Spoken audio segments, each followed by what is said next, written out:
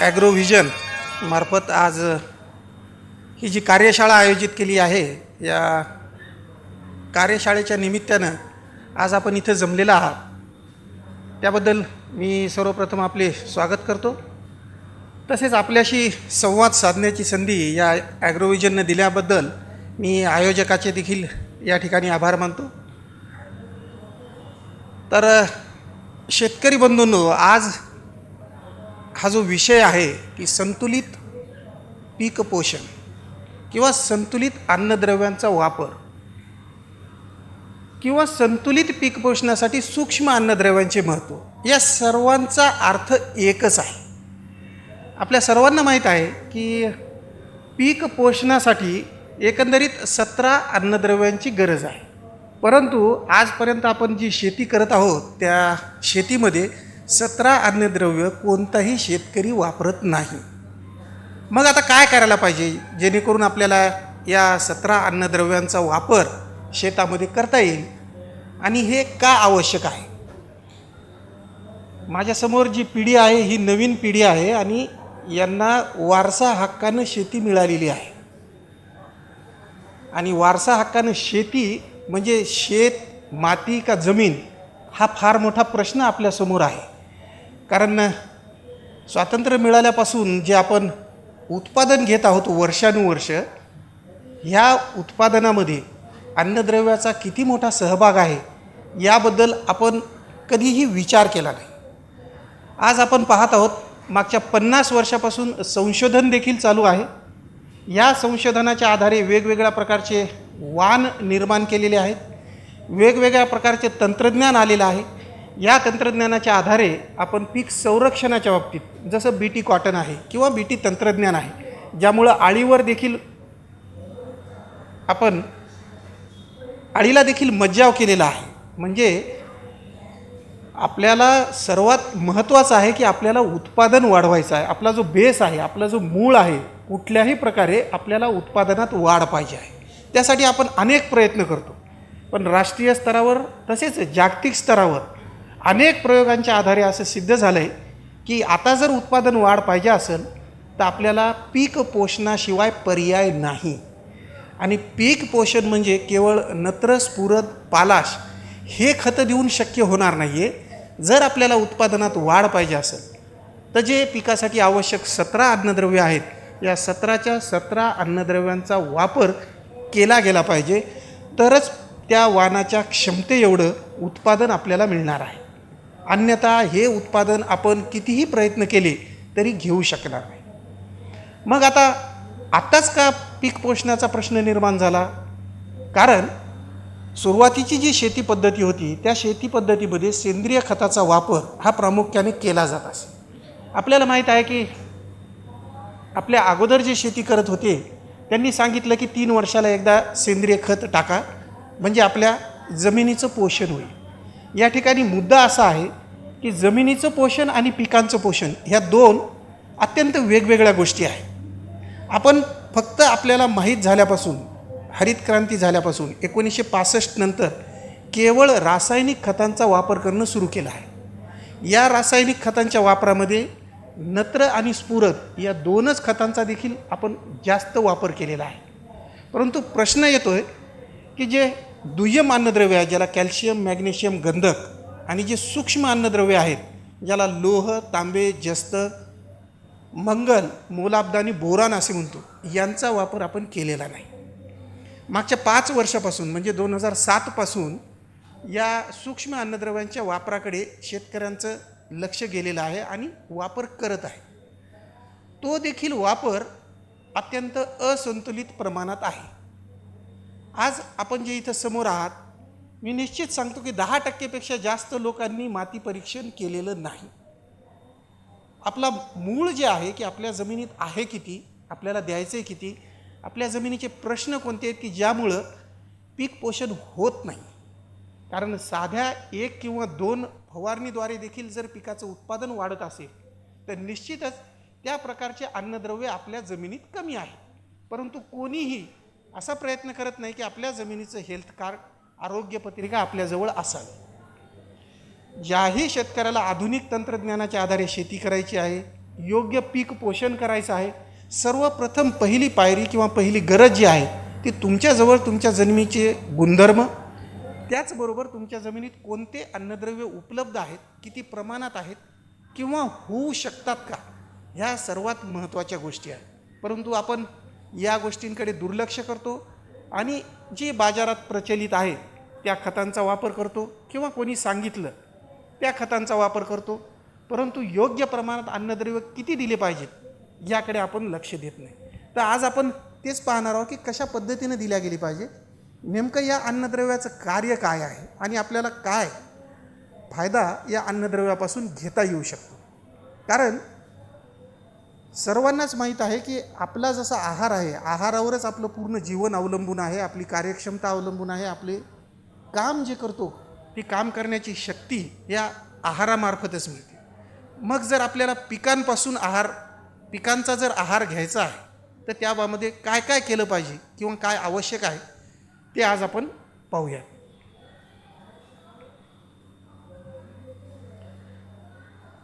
आता पहा की जे 17 अन्नद्रव्य आहेत त्यामधले प्रमुख 3 जे आहे, माणसावर फार अवलंबून न राहता निसर्गानंच अशी व्यवस्था केली आहे की कार्बन, हायड्रोजन, ऑक्सिजन ही जी 3 प्रमुख अन्नद्रव्य आहेत जे 94% आपल्या झाडामध्ये असतात ते निसर्गामधूनच मिळतात. हवेमधून कार्बन डायऑक्साईड घेऊन प्रकाश संश्लेषणाच्या आधारे अन्न तयार करण्याची प्रक्रिया फक्त वनस्पतीमध्ये आहे. आपल्या पृथ्वी तलावर 4 सजीव संस्था आहेत. यामध्ये पहिला आहे वनस्पती, जे स्वतःचं अन्न स्वतः तयार करू शकते. दुसरा आहे मानव, जो वनस्पतीवर अवलंबून आहे. तिसरा आहे प्राणी, तो वनस्पतीवर अवलंबून आहे. आणि चौथा आहे सूक्ष्मजीव, हे देखील वनस्पतीवरच अवलंबून आहे. म्हणजे स्वतःचं अन्न तयार करण्याची शक्ती फक्त वनस्पतीला दिली आहे. आणि जर आपण एका झाडाचा जर विचार केला तर वरचा भाग, समजा ज्वारी आहे, गहू आहे, धान आहे, आपण वरचा भाग मानवासाठी आहे, मधला भाग हा चारा पिके किंवा प्राण्यांसाठी आहे, आणि जो खालचा भाग आहे तो भाग आहे सूक्ष्मजीवांचा. मग ह्या सगळ्यांचा एकत्रित परिणाम म्हणून आपली जमीन तयार झालेली आहे.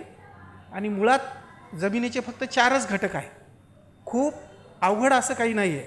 खनिज पदार्थ 45% आपल्या जमिनीत आहेत, 5% सेंद्रिय पदार्थ आहेत, 25% हवा आणि 25% पाणी. सांगायला सोपं आहे, ऐकायला सोपं आहे. इतकं प्रमाण जर असेल तर तुमची जमीन ही सर्वात चांगली आहे. पण आज आपण पाहतो की 1%च्या वर सेंद्रिय पदार्थ आपल्या जमिनीत नाही. मग जर 4% कमी झाले असतील तर आपण आपल्याला जे उत्पादन पाहिजे ते उत्पादन घेऊ शकत नाही. मग आता काय करायला पाहिजे, तर जे प्रमुख अन्नद्रव्य आहे ज्याला नत्र, स्फुरद, पालाश म्हणतो, याची गरज जास्त आहे म्हणून त्याला प्रमुख अन्नद्रव्य म्हणतो. कॅल्शियम, मॅग्नेशियम, गंधक हे दुय्यम अन्नद्रव्य, पिकांच्या गरजेनुसार त्यांना नाव दिले. सर्वांचं महत्त्व सारखंच आहे. आपण आपल्या शरीराचा विचार जर केला तर हाताचे बोटं लहान आहेत म्हणून त्याचं महत्त्व कमी नाही आहे. तसंच पिकाला जे सूक्ष्म अन्नद्रव्ये लागतात, ज्याला आपण बोरॉन, जस्त, लोह, कॉपर, मंगल, मोलाब्द आणि क्लोरीन असे म्हणतो, याचं महत्त्व देखील सारखंच आहे. अन्नद्रव्य यांची गरज वेगवेगळी आहे पण सर्वांचं महत्त्व हे सारखंच आहे. आपण पाहत आहोत की वारंवार आपण अधिक उत्पादन देणाऱ्या बियाणांचा वापर करत आहोत. कोणती व्हरायटी चांगली आहे, कोणतं वाण चांगलं आहे, सुधारित वाण कोणतं, सतत प्रयत्न असतो या कंपनीचं, या विद्यापीठाचं, या संस्थेचं.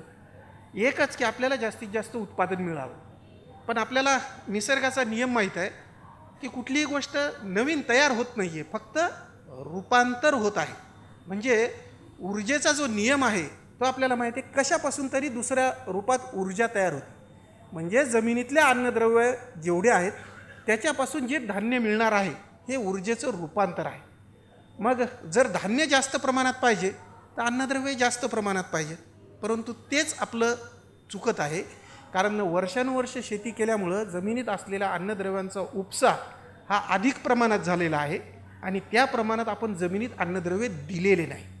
आणि हा जो फरक आहे तोच फरक म्हणजे आज आपण 2013ला पाहतोय की कितीही प्रयत्न केले, प्रत्येक प्रकारच्या पिकात, फळझाडात, फुलाच्या उत्पादनात भरपूर प्रयत्न चालू आहेत, परंतु उत्पादनात काही वाढ होत नाही आहे. कित्येक वर्षानंतर आज आपण 260 मिलियन टनापर्यंत पोहोचलो आहेत. पण मधल्या 7 ते 8 वर्षाच्या काळात 230पर्यंतच आपला आकडा होता, त्याच्यावर आपण गेलो नाही. मग आज आपल्याला गरज निर्माण झालेली आहे आणि हा जो आकडा वाढलेला आहे तो कडधान्य पिकामध्ये अन्न सुरक्षा अभियानाच्या अंतर्गत जे सूक्ष्म अन्नद्रव्ये दिल्या गेले शेतकऱ्याला किंवा त्यांचा वापर जो झाला त्यामध्ये मुख्यतः जस्त सल्फेट, लोह सल्फेट. कारण भारतामधल्या 50% जमिनीमध्ये जस्ताची कमतरता आहे. 78% जमिनी भारतातलं सांगतोय गंधकाची कमतरता आहे. नत्र 100% जमिनीमध्ये कमी आहे आणि स्फुरद 50% जमिनीमध्ये कमी आहे. आता हे जर 4 अन्नद्रव्य कमी आहेत तर निश्चितच आपलं उत्पादन काही हे अन्नद्रव्य दिल्याशिवाय वाढणार नाही.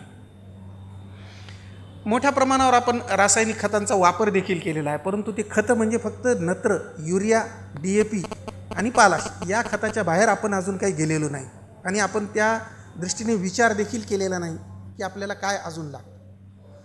हे प्रकर्षाने जाणवायचं कारण असं आहे की सेंद्रिय खतांचा वापर प्रत्येकाच्या शेतात कमी झालेला आहे, जे की आवश्यक आहे. कारण फक्त रासायनिक खतानं उत्पादन काही वाढत नाही. एक तात्पुरती सोय म्हणून आपण रासायनिक खतांचा वापर करतो. 90% अन्नद्रव्य फक्त जमिनीतून घेतल्या जातात आणि 10% अन्नद्रव्य झाड आपण दिलेल्या रासायनिक खतामधून किंवा सेंद्रिय खतामधून घेतं. बाकी 90% झाडाची गरज ही फक्त जमीनच भागवू शकते. मग याच्यासोबतच आले की महागड्या कीटकनाशकांचा वापर म्हणजे दुष्टचक्र आहे. आपण वापर सतत करत आहोत, फक्त आपल्याला कारण लक्षात येत नाही आहे की कशामुळे उत्पादनात वाढ होत नाही आहे.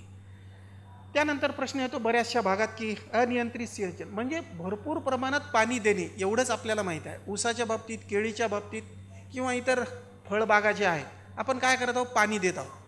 पाणी आपल्याला पिकाला द्यायचं हे आपण लक्षातच घेत नाही. आपण जमिनीला पाणी देत आहोत आणि जमिनीला पाणी दिल्यामुळं काय झालं की पाण्यामध्ये असलेले घटक हे देखील जमिनीमध्ये तयार झाले, जे की उपयोगी नाहीत आणि ते घातक आहे. मुळात या गोष्टीचा आपण कधीच विचार करत नाही. कारण सुरुवातीलाच सांगितल्याप्रमाणे प्रमाण फक्त 25% पाण्याचं म्हणजे वापसा परिस्थितीत जर तुमची जमीन असेल तरच आणि तरच झाड फक्त अन्नद्रव्य आणि पाणी घेऊ शकते. कारण तुम्ही पाहता सलग 2 ते 3 दिवस जर पाऊस पडला, जमिनीमध्ये पाणी साचून राहिलं तर झाडं पिवळे पडलेले दिसून येतात. यावर्षीचा अनुभव आहे आपल्याला. त्या परिस्थितीमध्ये झाड अन्न आणि पाणी दोन्हीही घेत नाही. मग तितक्या काळापुरती झाडाची प्रक्रिया, शारीरिक क्रिया ही थांबवली जाते. मग ही थांबवल्यामुळं काय होतं की अन्नद्रव्य नाही घेतले की त्या एका ठराविक काळामध्ये जर अन्नद्रव्य नाही मिळाले, फुलोरा येण्याच्या वेळेस, फळ भरण्याच्या वेळेस, की आपल्याला उत्पादनामध्ये घट दिसून येते. आपण हा अनुभव ऊसाच्या बाबतीत घेतला आहे, केळीच्या बाबतीत. कारण तिथं शेतकरी फक्त जमिनीला पाणी देतात. आता सध्या ड्रीपद्वारे पाणी देण्याची जी पद्धत आहे ही अत्यंत चांगली आहे, ज्यामुळे आपण मोजकं पाणी झाडाला देऊ शकतो. आपल्याला झाडाला पाणी द्यायचं आहे, जमिनीला नाही. मग ह्या सगळ्या ज्या गोष्टी आहेत, पाण्याचा वापर, कीटकनाशकांचा वापर, रासायनिक खतांचा असमतोल वापर, यामुळं काय झालं की जमिनीचं आरोग्य, आपण आरोग्य म्हणजे काय की जैविक, रासायनिक आणि भौतिक जे गुणधर्म आहेत याच्यामध्ये बिघाड होणे. बिघाड म्हणजे भौतिक गुणधर्मामध्ये जमिनीची रचना बदलणे, जैविक गुणधर्मामध्ये आवश्यक असलेले जे सूक्ष्मजीव आहे यांचं प्रमाण कमी होणे, रासायनिक गुणधर्मामध्ये असलेले अन्नद्रव्ये यांची कमतरता होणे, हे आपल्याला ठळकपणे जाणून येत आहे. म्हणूनच आपल्याला शाश्वत म्हणजे नेहमीसाठी दरवर्षी एक सारख्याच प्रमाणाचं उत्पादन येणं बंद झालं आहे, ज्याला आपण हमखास आणि शाश्वत उत्पादन असं म्हणतो, हे आपल्याला बंद झालेलं आहे. मग आता हे जर उत्पादन घ्यायचं आहे, मग काय करायला पाहिजे की सर्वच प्रकारे कृषी उत्पादन वाढीसाठी, पिकांच्या दर्जात किंवा गुणवत्तेमध्ये सुधारणा होण्यासाठी किंवा दर्जेदार उत्पादन ज्याला म्हणतो आपण की चांगल्या पद्धतीचं, सुरुवातीचं तुम्ही पाहत असाल मागच्या पिढीनं जे अन्न खाल्लं याला कसदार अन्न म्हणत होतो आपण. आता आपण जे खातो ते निकस अन्न खातो. कारण तुम्हाला अनुभव आलेला असेल की आपण ज्यावेळेस ज्वारी, गहू, तांदूळ एकत्र वर्षभरासाठी घेऊन ठेवतो, पण साठवण्याच्या वेळेस आपल्याला लक्षात येते की जास्त काळ हे टिकत नाही. का टिकत नाही? पहिल्यांदा अगोदर ज्यावेळेस धान्य होतं वर्ष 2-2 वर्ष कणग्यामध्ये टिकून राहत होतं, लादण्यामध्ये टिकून राहत होतं, साठवून ठेवतो. आज आपण पाहतो दुसऱ्या नाही ते तिसऱ्या महिन्यात त्याला किडं लागतं. म्हणजे साठवणूक क्षमता कमी झाली. आता हे कशामुळं कमी झाली आहे? कारण त्याच्यामधले जे अन्नद्रव्य पाहिजेत हे अन्नद्रव्यच राहिले नाही. ज्याला आपण कस म्हणतो तो कस त्या अन्नपदार्थामध्ये नाही आणि त्यामुळंच मग आपल्याला देखील आपलं पोषण करत असताना अडचणी निर्माण होत आहेत. म्हणून हे सगळं जर दूर करायचं असेल तर संतुलित पीक पोषण हा केवळ एकच पर्याय सध्या आपल्यासमोर आहे. प्रत्येक जमिनीमध्ये, प्रत्येक विभागात आणि प्रत्येक प्रकारच्या पिकासाठी केवळ एक की बॅलन्स्ड प्लांट न्यूट्रिशन, संतुलित पीक पोषण करा, तरच आपल्याला उत्पादनात वाढ दिसून येईल. मग जर जमिनीचं आरोग्य, ज्याला आपण म्हणतो की जमीन जर चांगली असेल तर आपोआपच पिकांचं आरोग्य, म्हणजे जे जमिनीत तुम्ही दिलेलं आहे ते पिकामध्ये येणार आणि पिकामध्ये आलेलं निश्चितच मानवाच्या आणि प्राण्याच्या आहारामध्ये समाविष्ट होणार आणि या सगळ्यांचंच जे आहार आहे हा योग्य प्रमाणात होऊन आरोग्य ज्याला म्हणता येईल ते आपल्याला लाभेल. तर मग आता सुरुवातीला हे जे खतं होते, पहिला जो प्रश्न आपण रासायनिक खताचा म्हणला की 5 ते 6 किलो इथपर्यंतच प्रति हेक्टरी वापर होता. आज 90 ते 100 किलो इतका वापर झाला आहे, पण फक्त नत्र आणि स्फुरद या 2च खतांच्या बाबतीत. मग आता त्यामुळे निर्माण झालेल्या समस्या काय आहेत की सर्वात पहिलं ज्याला म्हणता येईल की जमिनीचा अल्कधर्मी सामू. आज आता तुम्ही ही कार्यशाळा झाल्यानंतर किंवा जितके जण हजर आहेत त्यांनी प्रत्येकाने एक लक्षात घ्यायचं की जर तुम्ही या पुढच्या काळात उन्हाळ्यामध्ये जर तुमची जमीन तपासून, माती तपासून घेतली आणि पुढच्या अन्नद्रव्यांचं नियोजन केलं तरच या कार्यशाळेला आल्याचं सार्थक होईल असं मला वाटते. म्हणून प्रत्येकानं, कारण अत्यंत सोपं आहे, पैसे लागत नाहीत, काहीच नाहीत, फक्त सॅम्पल घेऊन जाणे. कृषी विभागामार्फत तुम्हाला मोफत तपासणी करून मिळते. मोबाईल सॉईल टेस्टिंग व्हॅन आहेत प्रत्येक जिल्ह्याला, त्यांच्यामार्फत देखील भेटते.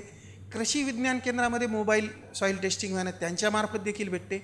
आणि तुम्ही जर स्वतःहून विद्यापीठाकडे गेलात तरी तुम्हाला माती तपासणी करून मिळते. रक्कम फक्त 15 रुपये लागते. 15 रुपये काय आपल्याला जास्त नाहीत, हे निश्चितच आहे. म्हणून प्रत्येकानं अगोदर माहिती करून घ्या की आपल्या जमिनीचे गुणधर्म काय, म्हणजे आपल्याला लक्षात येईल. पहिली अडचण की या ठिकाणी जमिनीचा अल्कधर्मी सामू, म्हणजे सामू आपल्या प्रत्येकाच्या जमिनीचा 8च्या आसपास आहे. आपण ज्यावेळेस आपल्या आरोग्यासाठी वैद्याकडे जातो तर पहिल्यांदा आपले नाडी तपासल्या जाते वैद्याकडून. तसं जर जमिनीचं कुठल्याही शास्त्रज्ञाकडे तुम्ही गेलात तर जमिनीचा pH एवढा जरी सांगितला तरी बाकीच्या गोष्टीबद्दल सगळा अंदाज बांधता येतो. म्हणजे जमिनीची नाडी ज्याला म्हणता येईल तशा प्रकारे हा अल्कधर्मी सामू म्हणजे जमिनीची नाडी आहे. मग जर तुम्ही सामू योग्य पाहिजे, किती पाहिजे, 6.5 ते 7.5 यामध्ये असेल, खतं वापरू नका, औषधं वापरू नका, तुम्हाला जेवढं पाहिजे तेवढं उत्पादन येणार आहे. परंतु असं होत नाही, कारण 0.1 जर सामू तुम्हाला कमी करायचा असेल तर सतत 3 वर्ष 20 टन प्रति हेक्टरी सेंद्रिय खत वापरावं लागतं. आता हे शक्य आहे का? नाही. पण थोड्या थोड्या प्रमाणात जर तुम्ही वापर केला तर आपल्याला कमी करता येईल. आणि आज आपण पाहत आहोत की पंजाब, हरियाणा, उत्तराखंड, उत्तर प्रदेशमध्ये गहू आणि भात या दोन्हीचं जे उत्पादन आहे 60% उत्पादन तिथून होतं. या 60% उत्पादनाची परिस्थिती आज अशी आहे की तिथल्या 50% जमिनी क्षारयुक्त किंवा अल्कधर्मी सामूवाल्या झालेल्या आहे आणि उत्पादनात खूप मोठा बदल होऊन उत्पादन कमी झालेलं आहे. 50% उत्पादन झालेलं आहे. मग हे कारण काय आहे की सतत पाणी, सतत वेगवेगळ्या प्रकारचे किंवा अयोग्य प्रकारचे खतं, यामुळं आता ह्या जर जमिनी दुरुस्त करायच्या तर परत पुढचे 40 वर्ष लागतील. कारण एक जमिनीचा वरचा 1 इंच थर होण्यासाठी निसर्गाला 1000 वर्ष काम करावं लागतं. आपण माती तयार करू शकत नाहीत.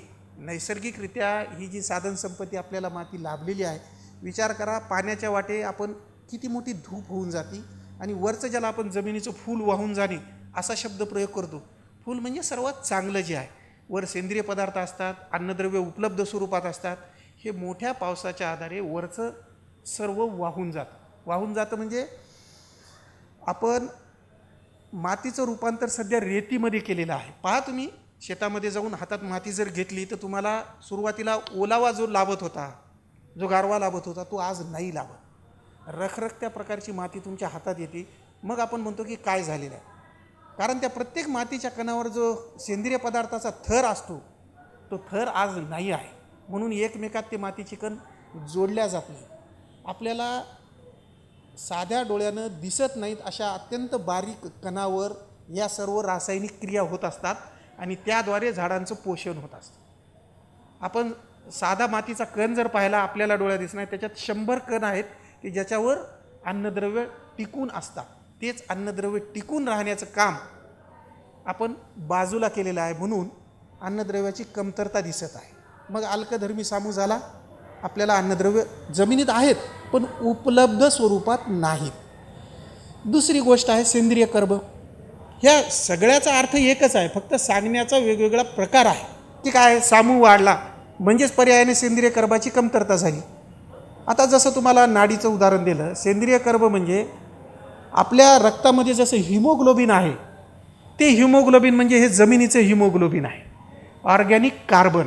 आता हे ऑर्गॅनिक कार्बन कमी झाल्यामुळं सर्वच प्रकारच्या अडचणी तयार झाल्या. जैविक गुणधर्म बिघडले म्हणजे जे कामाचे जीवाणू आहेत ते कमी झालेले आहेत. मग त्यामुळं अन्नद्रव्यांचे जे वेगवेगळे बदल होत आहेत ते देखील बदल आपल्याला दिसून येत नाही, ज्याला ट्रान्सफॉर्मेशन म्हणतो. काय आहे की नत्राच्या बाबतीत सर्वांनाच माहीत आहे की 98% नत्र फक्त सेंद्रिय पदार्थामधून दिल्या जातो. आता हे माहीत असून आपण काय करतो, आपल्याजवळ पर्याय आहे युरिया म्हणून आपण दुर्लक्ष करतो. पण तसंच आहे गंधकाच्या बाबतीत. गंधक देखील 90% गंधक हा सेंद्रिय पदार्थामधून मिळतो, पण आपण लक्ष दिले का? नाही.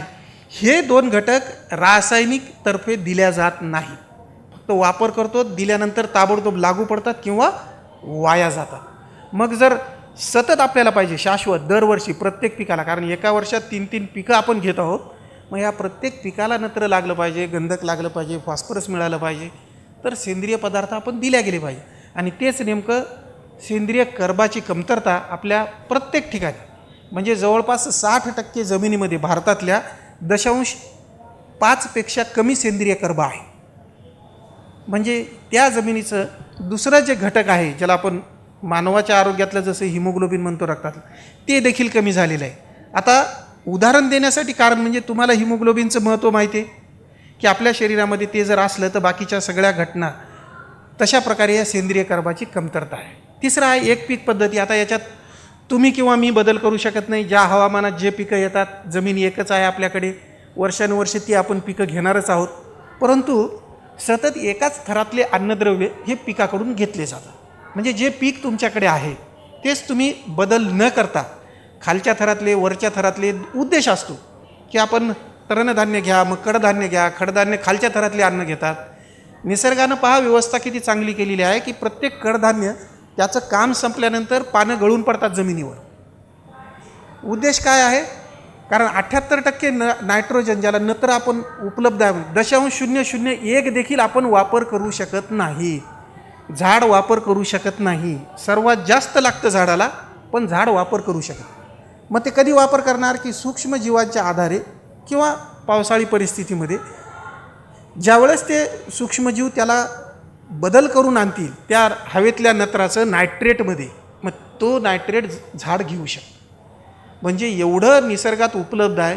मग निसर्गाकडून जर झाडानं घेतलं तर निसर्गानं व्यवस्था केली की ते पानं, बाकी इतर पिकांच्या बाबतीत तुम्हाला आढळत नाही. कारण कडधान्य पिकाच्या मुळावर तुम्हाला गाठी आढळून येतात. त्या गाठीमध्ये असलेले जीवाणू कार्य काय करतात? हवेतील नत्र स्थिरीकरण करून पिकाला उपलब्ध करून देतात. नत्र घेतल्याच्या स्वरूपात पानं पडल्यानंतर सेंद्रिय कर्ब 5 ते 6 टन पालापाचोळा एका हेक्टरमध्ये पडतो. ते परत वापर केला, पुनर्चक्रीकरण, रिसायकलिंग, हे जे म्हणतो ही नैसर्गिक व्यवस्था आहे, आपण करत नाही. कारण आपल्या हातात दिलं की आपण फक्त घ्यायचं पाहत आहोत. मुळात नियम असा आहे की तुम्ही जितकं घ्याल त्याच्या 33% जमिनीला वापस करा, तर तुम्हाला ते योग्य पद्धतीनं जमीन परत प्रतिसाद देईल. परंतु आपण हे इथंच फार मोठी चूक करत आहोत. कारणं वेगवेगळी आहेत, परंतु आपल्याला ती चूक आता आपण सुधारू शकतो. नाही तर इथून पुढे जर 4-5 वर्ष अजूनही आपण लक्ष नाही दिलं तर निश्चितच आपल्याला ते सगळे प्लॉट करावं लागतील, जमीन राहणार नाही, माती राहणार नाही, ही परिस्थिती निश्चितच येईल. त्यानंतर अन्नद्रव्याचा ऱ्हास किंवा असमतोल, कारण सतत पिकं घेतले की त्याच थरातले अन्नद्रव्य आपण कमी करून घेतलेत आणि वापर फक्त 1 ते 2 किंवा 3 अन्नद्रव्याचा करतो, तो देखील प्रमाणशीर करत नाही, म्हणून त्याचा असमतोल निर्माण झालेला आहे. दुसरा आहे की विदर्भातल्या मराठवाड्यातल्या भागात काही भारी काळ्या जमिनी आहेत ज्या मशागतीसाठी अवघड आहेत, म्हणून आपण तिथे एकच पीक किंवा 2 पिकं जास्तीत जास्त घेतो. त्याला नियमित पाण्याची आवश्यकता असते, परंतु ते काही शक्य होत नाही, कारण 86% जमीन ही कोरडवाहू आहे केवळ. मग ते काही शक्य होत नाही. पण या जमिनी जर सेंद्रिय कर्ब जमिनीत असेल तर ह्या 3 पिकं आपल्याला घेता येतात, ही खरी गोष्ट आहे. आणि मशागतीसाठी देखील रवाळ ज्यावेळेस जमीन आहे त्यावेळेस आपण मशागत देखील या जमिनीमध्ये चांगल्या पद्धतीनं करू शकतो. त्यानंतर चुनखडीयुक्त जमिनी, एक 27% जमिनी आपल्या महाराष्ट्रातल्या चुनखडीयुक्त आहेत, म्हणजे 10%पेक्षा जास्त चुनखडी त्या जमिनीत आहे. काय होत असतं, कॅल्शियम कार्बोनेट CaCO3, हे CaCO3 जो आहे याच्यातला कॅल्शियम आणि कार्बोनेट 2 वेगवेगळे होतात. आणि कॅल्शियमच्या ठिकाणी इतर जे अन्नद्रव्य ज्याला आपण धनायन म्हणतो, की जस्त आहे, लोह आहे, कॉपर आहे, मंगल आहे, हे सगळे त्या ठिकाणी कार्बोनेट्स तयार करतात. मग हे कार्बोनेट्स झाल्यामुळं काय होतं की कॅल्शियम मोकळा होतो आणि ते कार्बोनेट कधीही विरघळत नाही, कितीही प्रयत्न केले तरी. म्हणून चुनखडीयुक्त जमिनीत व्यवस्थापन जर करायचं आहे तर एक तर सेंद्रिय पदार्थामार्फत करा, नाही तर फवारणीद्वारे आपल्याला खतं देता येतात, नाही तर फर्टिगेशन म्हणजे पाण्यासोबतच ड्रीपमधून जे तुम्ही खतं देता त्या खतांचा तशाच पद्धतीनं जर वापर केला तर त्या देखील जमिनीत आपल्याला चांगल्या पद्धतीनं उत्पादन घेता येतं. आता तुम्ही म्हणाल की कॅल्शियम तर सर अन्नद्रव्य आहे, बरोबर आहे. वरच्या थरात जे ग्रॅन्युल्स तुम्हाला दिसतील, पिवळसर ग्रॅन्युल्स, हे अन्नद्रव्य म्हणून काम करतात. पण ज्यावेळेस तुम्ही जमीन खोदली, 1 फूटभर खाली जर तुम्हाला पांढरा थर आढळून आला किंवा पांढरे खडे आढळून आले किंवा पांढरे पावडर आढळून आली, हे आहे कॅल्शियम कार्बोनेट. जिथं मुळ्या जातात आणि त्या मुळ्यांना इजा होते. आपल्याला माहीत आहे की साधा आपल्या पाण्यामध्ये चुना थोडा जर जास्त झाला तर आपल्या जिभेचे काय हाल होतात, तशाच पद्धतीनं झाडांचा जो जारवा आहे, अतिशय तंतुमय बारीक पांढरा जारवा ज्याला म्हणतो, तेच अन्न आणि पाणी घेतं. इतर मुळ्या आधारासाठी असतात, पण त्याच नेमकं जारवा जो आहे त्या ठिकाणी बर्निंग इफेक्ट होतो, जाळलं जातं. म्हणून मग अन्न असलं तरी घेऊ शकत नाही, पाणी असलं तरी घेऊ शकत नाही. हा दुसरा परिणाम चुनखडीयुक्त जमिनीमध्ये आपल्याला दिसून येतो. म्हणून फळझाडे ज्या ज्या शेतकऱ्यांनी मोसंबी, संत्रा, लिंबू अशी फळझाडे लावलेली आहेत त्यांना हा परिणाम एक 5 ते 6 वर्षानंतर दिसून येतो, कारण मुळांचा विस्तार त्यापर्यंत गेलेला असतो आणि मग आपल्याला लक्षात येते की आपली झाडं जात आहेत.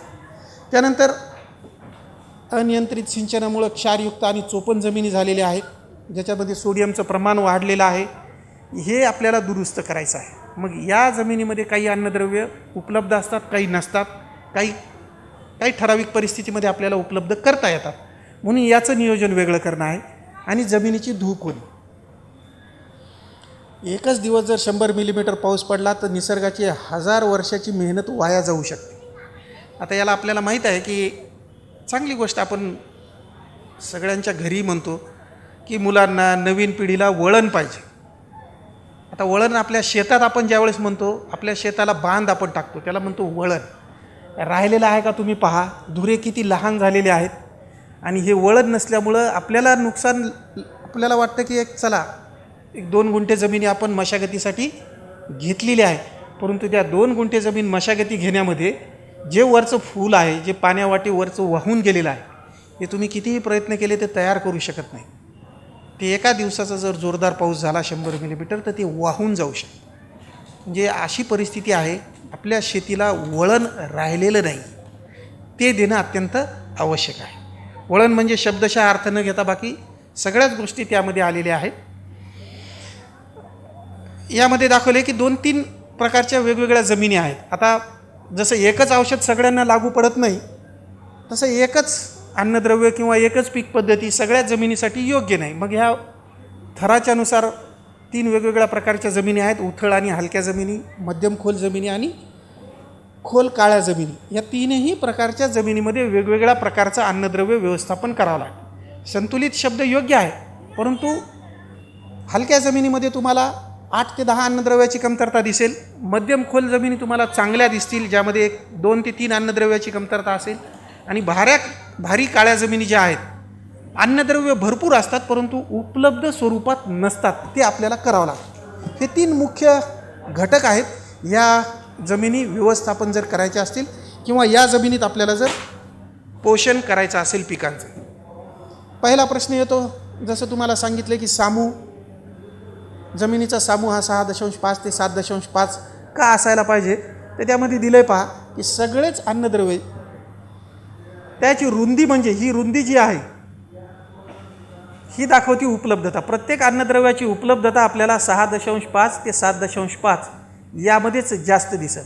ज्यावेळेस आपल्याला pH वाढलेला दिसतो ही अन्नद्रव्याची उपलब्धता, कमी झालेला दिसतो ही म्हणजे तुम्हाला जसं सांगितलं की 6.5 ते 7.5 हा जर pH असेल तर अन्नद्रव्याची देण्याची गरज नाही, कारण हे इतक्या प्रकारात अन्नद्रव्य उपलब्ध स्वरूपात झाडाला मिळतात. मग दुसरा जो प्रश्न आहे की सेंद्रिय कर्ब जो कमी झालेला आहे, सेंद्रिय कर्ब जर वाढवायचा असेल आपल्याला, आता सध्या 0 टिलेज किंवा मिनिमम टिलेज हा प्रकार आलेला आहे, जो उत्तर भारतामध्ये प्रचलित झालेला आहे. म्हणजे पहिलं पीक न काढता दुसऱ्या पिकाची पेरणी करणे, जमीन उसवायचीच नाही दुसऱ्या पिकासाठी, म्हणजे हवा, पाणी, औषध, खत, अन्न जे काही दिलेलं आहे ते जशाच तसं राहील आणि पुढच्या पिकाला उपयोगात येईल. आणि जो भाग 1/3 तुम्हाला म्हणलं 33% भाग जो की सूक्ष्मजीवासाठी जमिनीसाठी आवश्यक आहे, तो जमिनीतल्या जमिनीत राहील. त्यांच्याकडे पद्धत आहे भात आणि गहू पीक पद्धती. सुरुवातीला भात घेतला जातो, तो भात जशाच तसा राहू देतात आणि गव्हाची पेरणी करतात. भात वरचा कापून घेतला की खालचा जो भाग आहे तो 3 महिन्याच्या काळात पूर्णतः कुजून जमिनीवर पडतो. गव्हाच्या पिकाला त्याचा उपयोग होतो, अन्नद्रव्य मिळतात, पाणी ओलावा टिकून राहतो, तण निर्माण होत नाही. हा जो प्रकार आहे हा आपल्याकडे देखील सुरू झालेला आहे आणि आवश्यक आहे. तर मग जमिनीतलं सेंद्रिय कर्ब जर वाढवायचं असेल तर कमी मशागत व सपाटीकरण, आपल्या ज्या जमिनी खालीवर आहेत या सपाट जर असल्या तर निश्चितच वरचा थर वाहून जाणार नाही आणि जे सेंद्रिय कर्ब वरच्याच थरात असतं, कारण सर्वात जास्त केवळ वरच्या थरात असतं, ते टिकवून ठेवल्या जाईल. दुसरं आहे की मृद व जलसंधारण करायचं, जेणेकरून वळण, तुम्हाला जे सांगितलं वळण जर असलं तर पाणी आणि माती दोन्हीही टिकवल्या जाईल. तिसरं आहे की आता आपण सतत एकच पीक घेत आहोत, आंतरपीक, मिश्र पीक या पद्धती होत्या अगोदर, पण ते आता सध्या बंद झालेल्या आहेत. ते आपल्याला परत सुरू करावं लागणार. म्हणजे आंतरपीक आणि पीक पद्धतीमध्ये कडधान्य पिकांचा समावेश हा अत्यंत आवश्यक आहे. जेही शेतकरी कापूस पिकाची लागवड करतात, निखळ कापूस आहे, प्रत्येकाकडे आहे बीटी कॉटन, त्या शेतकऱ्यांनी तुरीचं पीक, मुगाचं पीक, उडदाचं पीक, सोयाबीनचं पीक आंतरपीक म्हणून घ्यायला हरकत नाही. या पिकामध्ये तुमचा खर्च जो आहे पूर्ण पिकासाठी केलेला तो निघून जाईल, उत्पादन होईल, जमीन नीट राहील. जर कोणी सांगत असेल की आंतरपीक घेतल्यामुळं कापसाच्या वाढीवर परिणाम, 100% चूक आहे. त्यामुळं मूग, उडीद, सोयाबीन हे तीनही प्रकारचे पिकं, कडधान्य पिकं तुम्ही आंतरपीक म्हणून कापसामध्ये किंवा इतर जे तुम्ही पीक लागवड करतायत, फळबाग लागवड करतायत त्यामध्ये घेऊ शकता आणि ती घेणं आवश्यक आहे. त्यानंतर जमिनीवर आच्छादनाचा वापर सांगायला, ऊसाचा पाचट ऊसाचे शेतकरी वापरतात, गव्हाचा भुसा देखील वापरतो. तुमच्या मनात प्रश्न असेल की गव्हाचा भुसा लवकर कुजत नाही, तर याच्यावर एक पर्याय आहे. 5% युरिया म्हणजे 500 ग्राम 10 लिटर पाण्यामध्ये टाकून फवारणी करायची, 8 दिवस राहू द्यायचा गव्हाचा भुसा आणि मग जमिनीत टाकायचा किंवा जमिनीवर पसरा आणि मग फवारणी करा. तो ताबडतोब तुम्हाला 3 आठवड्यामध्ये पूर्ण कुजलेला दिसून येईल. आता तुरीच्या बाबतीत, सोयाबीनच्या बाबतीत हे जनावराला तुम्ही खाऊ घालता म्हणून ते जमिनीवर टाका म्हणायचा प्रश्न नाही, परंतु जनावराला खाऊ घाला, काही हरकत नाही. परंतु जे काही शेण आहे त्याचा वापर करण्याचा, शेणखताचा वापर करण्याचा प्रयत्न आपण केला पाहिजे, तरच सेंद्रिय पदार्थ भेट. कारण हे काही कुठं तयार होत नाहीत, फॅक्टरीमध्ये तयार होत नाहीत, आपल्यालाच तयार करणं आहेत आणि देणं आहे. तुम्हाला वाटत असेल की बाजारातल्या 50 किलोच्या आणि 100 किलोच्या बॅग तुम्ही घेऊन गेलात आणि ते वापरले, हे फार टेम्पररी आहे, तात्पुरत्या काळापुरतं, 2 ते 3 महिन्यापुरतं. तुम्ही शेणखत वापरा, 3 वर्ष तुम्हाला काम देईल. तुम्ही बाजारातून आणलेलं 3 महिन्याच्या वर राहणार नाही, कारण ते ताबडतोब ऑलरेडी कुजलेलंच तुम्हाला देतात आणि ते पूर्णतः कुजून जातं, त्याचं ऑक्सिडेशन होऊन जातं. देण्याची पद्धत देखील आपली योग्य नसती, त्यामुळं आपण आपलंच तयार करून देण्याचा प्रयत्न करायचा. म्हणजे या सगळ्याचा उद्देश असा की पिकांचे अवशेष 1/3 भाग 33% जे काही तुम्ही जमिनीतून घेणार आहेत ते जमिनीला परत द्या, म्हणजे तुमच्या जमिनी ह्या चांगल्या राहतील, त्याचं आरोग्य टिकून राहील. त्यानंतर भर खते ज्याला बनता येईल की शेणखत, कंपोस्ट, गांडूळ खत, हिरवळीचं खत. हिरवळीचं खत बंदच झाले जवळपास आता. नाही तर अगोदर ताक, बरू, ढेंच्या हे प्रत्येकाच्या शेतात असायचं. कारण आपण रबीची पेरणीच महत्त्वाची म्हणत होतो, खरीप हा शब्द नव्हता. खरीपमध्ये आपण मूग उडीद घेणे, सोयाबीन पीक आत्ता आलेलं आहे, त्याच्यानंतर ज्वारी आणि गहू अशी पीक पद्धती होती. परंतु आता खरीप आहे, रबी आहे, उन्हाळी आहे. मग हे तिन्ही जर घ्यायचं आहे तर जमीन आणि पीक ह्या दोन्हीचं पोषण आपल्याला करावं लागणार आहे आणि नियमित करावं लागणार आहे. अगोदर 3 वर्षाला एकदा आपण म्हणत होतो, पण ते नाही. आता आमच्या भागात आम्ही शेतकऱ्यांना कापूस ज्यांनी लावलेला आहे त्याला कंपल्सरी सांगतो की पहिल्या सुरुवातीला त्यांनी जरी पीक उत्पादनासाठी नाही घेतलं तरी हिरवळीचं पीक म्हणून त्याला चवळी वापरता येते, त्याला कॅच क्रॉप देखील म्हणता येते, मूग वापरता येतो, उडीद वापरता येते. 45 दिवसानंतर गाडून टाका. तण होणार नाही, पाणी किंवा ओलावा टिकून राहील. सतत आणि दीर्घकाळ नत्राचा पुरवठा कापसाच्या पिकाला होत राहील. हे अशा प्रकारचे फायदे होतात जे आपण विनासायास बिना खर्च करता हे आपण मिळवू शकतो. फक्त आपल्याला त्याच्या पाठीमागची भूमिका किंवा पार्श्वभूमी जर लक्षात आली की का करायचं तर आपला उद्देश साध्य होईल. नंतर शेताच्या बांधावर वारा, गतिरोधक तसेच गिरीपुष्प आणि हिरवळीची पिके लावली तरी देखील उष्णता जी आपल्या सर्वसाधारणरित्या आपण पाहतो की दरवर्षी 1 डिग्री सेंटीग्रेडनं तापमान वाढतच आहे आणि त्या वाढत्या तापमान उन्हाळ्यात तर काही पिकं नसतात, परंतु जो आपल्याला परिणाम त्या उष्णतेमुळे होतो की जमिनीत असलेलं कर्ब याचं ऑक्सिडेशन CO2 रूपात निघून जातं. जे काही ऑर्गॅनिक कार्बन आहे याचं ऑक्सिडेशन होऊन जातं, ते जमिनीत राहत नाही. ही दिसणारी गोष्ट नाही किंवा लक्षात येणारी गोष्ट नाही. म्हणून आपल्याला काय करायचं आहे की शेताच्या बांधावर वारा गतिरोधक किंवा गिरीपुष्पासारखी वनस्पती जर लावली तर तो देखील परिणाम आपल्याला साध्य करता येईल. त्याच्यानंतर प्रत्येकाकडेच एक 8-10 जनावरं होती, आता 2वर आले. काही शेतकरी तर असे आहेत की किरायानं आणू, तितक्या कामापुरता आणू म्हणून पशुधन आणत आहेत. ट्रॅक्टर आलेले आहेत, त्याच्यामुळे पशुधनाची गरज देखील काही शेतकऱ्यांना भासत नाही आहे. प्रश्न असा आहे की जे काय आपल्याला त्या जनावरांकडून मिळणार आहे ते खूप अमूल्य आहे. मग ते शेणखत जर मिळण्यासाठी आपल्याला पशुधन संगोपन हे करणं आवश्यक आहे. तरच तर आपण हे करू शकतो. कारण प्रत्येक कुठलंही खत तयार जर करायचं असेल तर शेणाची गरज आहे. मग शेणाची जर गरज आहे तर ती फक्त पशुधनामार्फत भागवल्या जाऊ शकते. कारण आपण काही विकत घेऊन शक्य होत नाही. ज्या शेतकऱ्याकडे आहे तो शेतकरी त्याच्या शेतीला पुरत नाही, तुम्हाला कुठून देणार आहे. म्हणून आपल्याला गरज काय आहे की पशुधन संगोपनाशी सांगड घालायची आहे, तरच आपल्याला तो उद्देश साध्य होईल. त्यानंतर तिसरा प्रश्न आपल्याला अन्नद्रव्याची कमतरता. पहिला आपण सामू पाहिला, दुसरा सेंद्रिय कार्बन, तिसरा अन्नद्रव्याची कमतरता. तर एक चित्र आहे महाराष्ट्रातलं. 35.4% जमिनीमध्ये जास्त कमी आहे महाराष्ट्राच्या बाबतीत. 25.7% जमिनीत लोह कमी आहे आणि 25% जमिनीमध्ये बोरॉन कमी आहे आणि 13% जमिनीमध्ये हे तिन्ही कमी आहे. मग आता या जमिनीमध्ये जर आपल्याला उत्पादन घ्यायचं, लक्षात घ्या, हे कल्टिवेटेड सॉईल्स जितक्या शेतकऱ्यांनी ॲनालिसिस केलेलं आहे योजनामार्फत, विद्यापीठामार्फत किंवा कृषी विभागामार्फत, तितक्यावरूनच फक्त हे अंदाज दिलेला आहे, आकडा दिलेला आहे. मग आपल्याला हा आकडा मोठा देखील असू शकतो. म्हणून आपल्या जमिनीत काय आहे आणि काय नाही याबद्दल काळजी घ्यायची आहे किंवा माहिती करून घ्यायची. दुसरं असं आहे, इथं उदाहरण दिलं आहे की 1960मध्ये 1च कमी होतं, 70मध्ये 2 कमी झाले, 80मध्ये 3 कमी झाले, 90मध्ये 4 कमी झाले.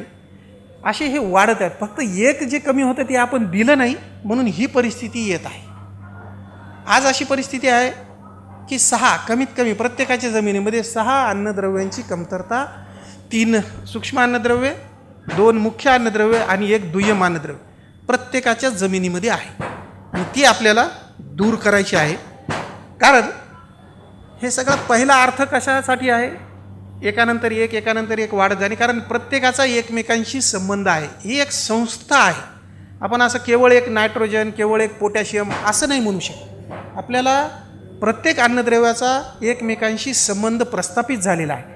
ते सोबत असतानाच कार्य करू शकतात. मग जर सोबत असताना कार्य करू शकतात तर केवळ एक देऊन भागणार नाही किंवा जमिनीत एक उपलब्ध होऊन भागणार नाही. आपल्याला सगळ्याचाच विचार करावा लागणार आहे. आता तुम्ही म्हणाल की आम्ही खतं वापरू सर आणि खतामार्फत याचा पर्याय उपलब्ध करून घेऊ. तर ही परिस्थिती पहा की जे तुम्ही खतं वापरत आहात त्याची कार्यक्षमता किती आहे. तुम्ही जे सेंद्रिय पदार्थ वापराल 100% कार्यक्षमता आहे. ज्यावेळेस तुम्ही नत्र, स्फुरद, पाला, जस्त, लोह, बोरान हे खतं वापरता त्याची कार्यक्षमता म्हणजे तुम्ही 100 किलो जर युरिया द्याल तर चांगला शेतकरी असेल तर 50 किलो उपयोगी येईल. साधारण शेतकरी असेल तर 40 आणि जो दुर्लक्ष करतो त्याचा फक्त 30 किलो. मी इथं सांगण्याची गरज नाही की तुम्हाला खतं कोणत्या परिस्थितीत, काय भावात, कुठून आणावं लागतात, काय प्रयत्न करावं लागतात. मग ही कार्यक्षमता जी आहे ही आपल्याला वाढवायची आहे. कारण तुम्ही कितीही प्रयत्न केला तर हे खतं अगोदर आपण बॅगच्या बॅग उधार देत होतो शेजाऱ्याला, शेतकऱ्याला, गावात. आज आपण किलोभर खत द्यायचं म्हणलं तर आपली हिंमत होत नाही. कारण ते मिळण्यासाठी, योग्य वेळेला मिळण्यासाठी, कारण कोणत्याही वेळेला कोणतेही खतं उपलब्ध झाले तर उपयोग नाही, त्या खताचं महत्त्व आहे. म्हणून नत्राची कार्यक्षमता फक्त 50% आहे. स्फुरद 25%. लक्षात घ्या, DAP आहे, तुम्ही खत वापरता, खूप चांगलं वाटतं आपल्याला, रिस्पॉन्स फक्त 25% लागू पडतं. मग आता जर 15 ते 25% म्हणजे चांगल्या शेतकऱ्याचं, ज्यानं चांगलं काम केलेलं आहे, सेंद्रिय खतासोबत मिसळून देत आहे किंवा इतर काही गोष्टी करत आहे, तर त्यावेळेस 15 ते 25%.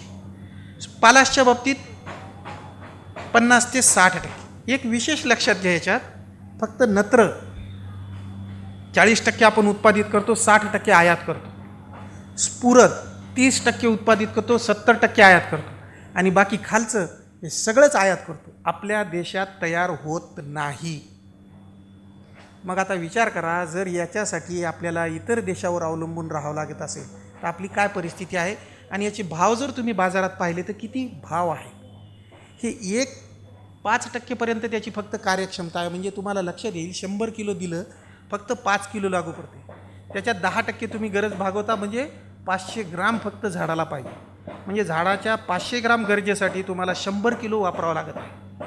ही आजची परिस्थिती आहे. ही रासायनिक खतांच्या बाबतीत. मग आता काय करायला पाहिजे. ठीक आहे, माहीत आहे आपल्याला सगळ्यांना की रासायनिक खतांची कार्यक्षमता कमी आहे. वाढवण्यासाठी एक खतं फेकून देऊ नका.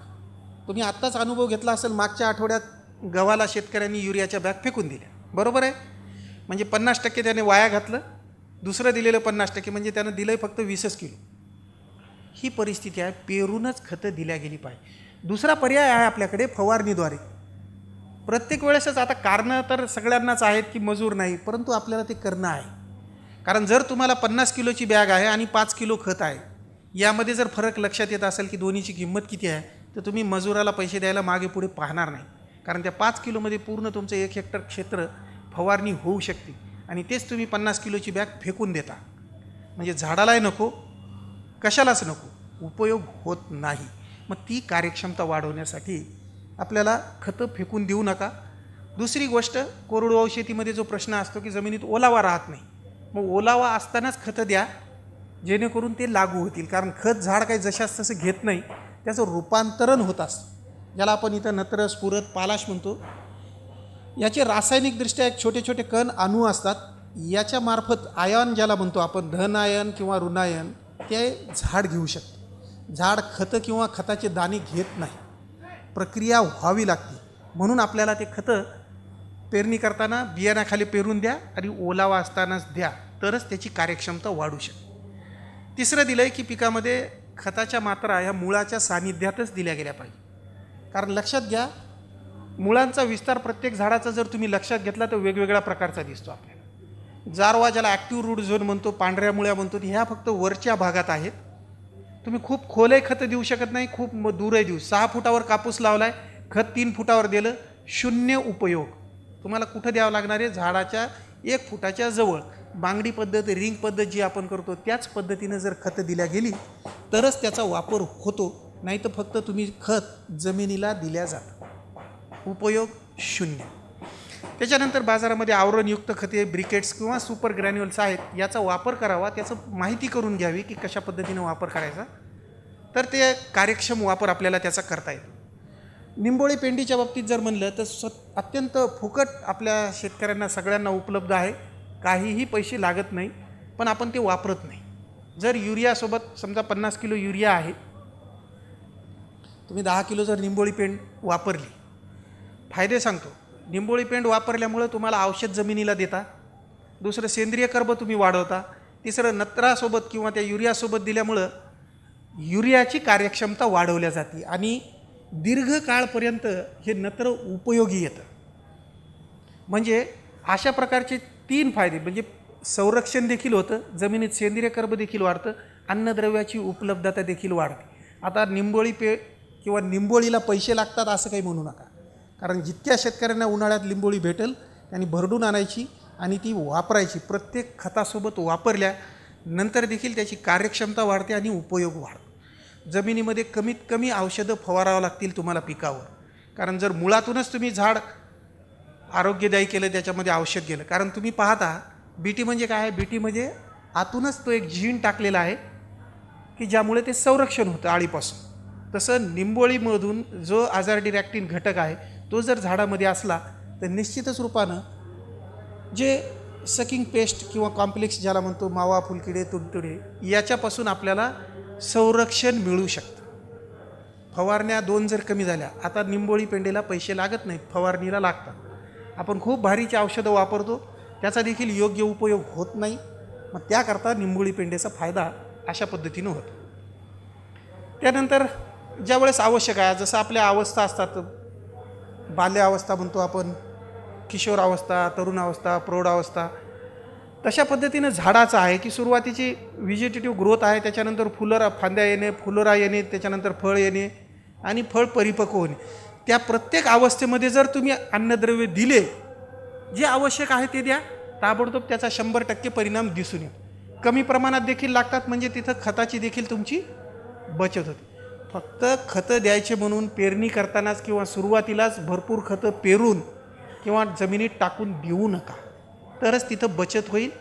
आणि योग्य वेळेला दिल्यामुळं संतुलित पीक पोषणाचा जो अर्थ आहे, जो उपयोग आहे, कारण प्रत्येक वेळेसच नत्र लागत नाही, प्रत्येक वेळेसच पुरद लागत नाही, प्रत्येक वेळेसच पालाश लागत नाही. ज्या वेळेस लागतं त्यावेळेस द्या, म्हणजे बचत तुम्हाला 100 किलोच्या ठिकाणी फक्त 10 किलो लागेल, इतकी बचत आपण खताच्या बाबतीत करू शकतो. नंतर सूक्ष्म सिंचनाद्वारे द्रवरूप खतांचा आता सध्या वापर चालू झालेला आहे, तो वापर आपण करू शकतो की वॉटर सॉल्युबल जे खतं आहे ते ड्रीपद्वारे जर दिले तर अत्यंत चांगला परिणाम त्या शेतकऱ्यांना पीक उत्पादनामध्ये दिसून येतो. नंतर पाण्याचा अतिरेकी वापर टाळायचा, कमी पाणी किंवा जेवढं आवश्यक आहे तेवढंच पाणी द्यायचं.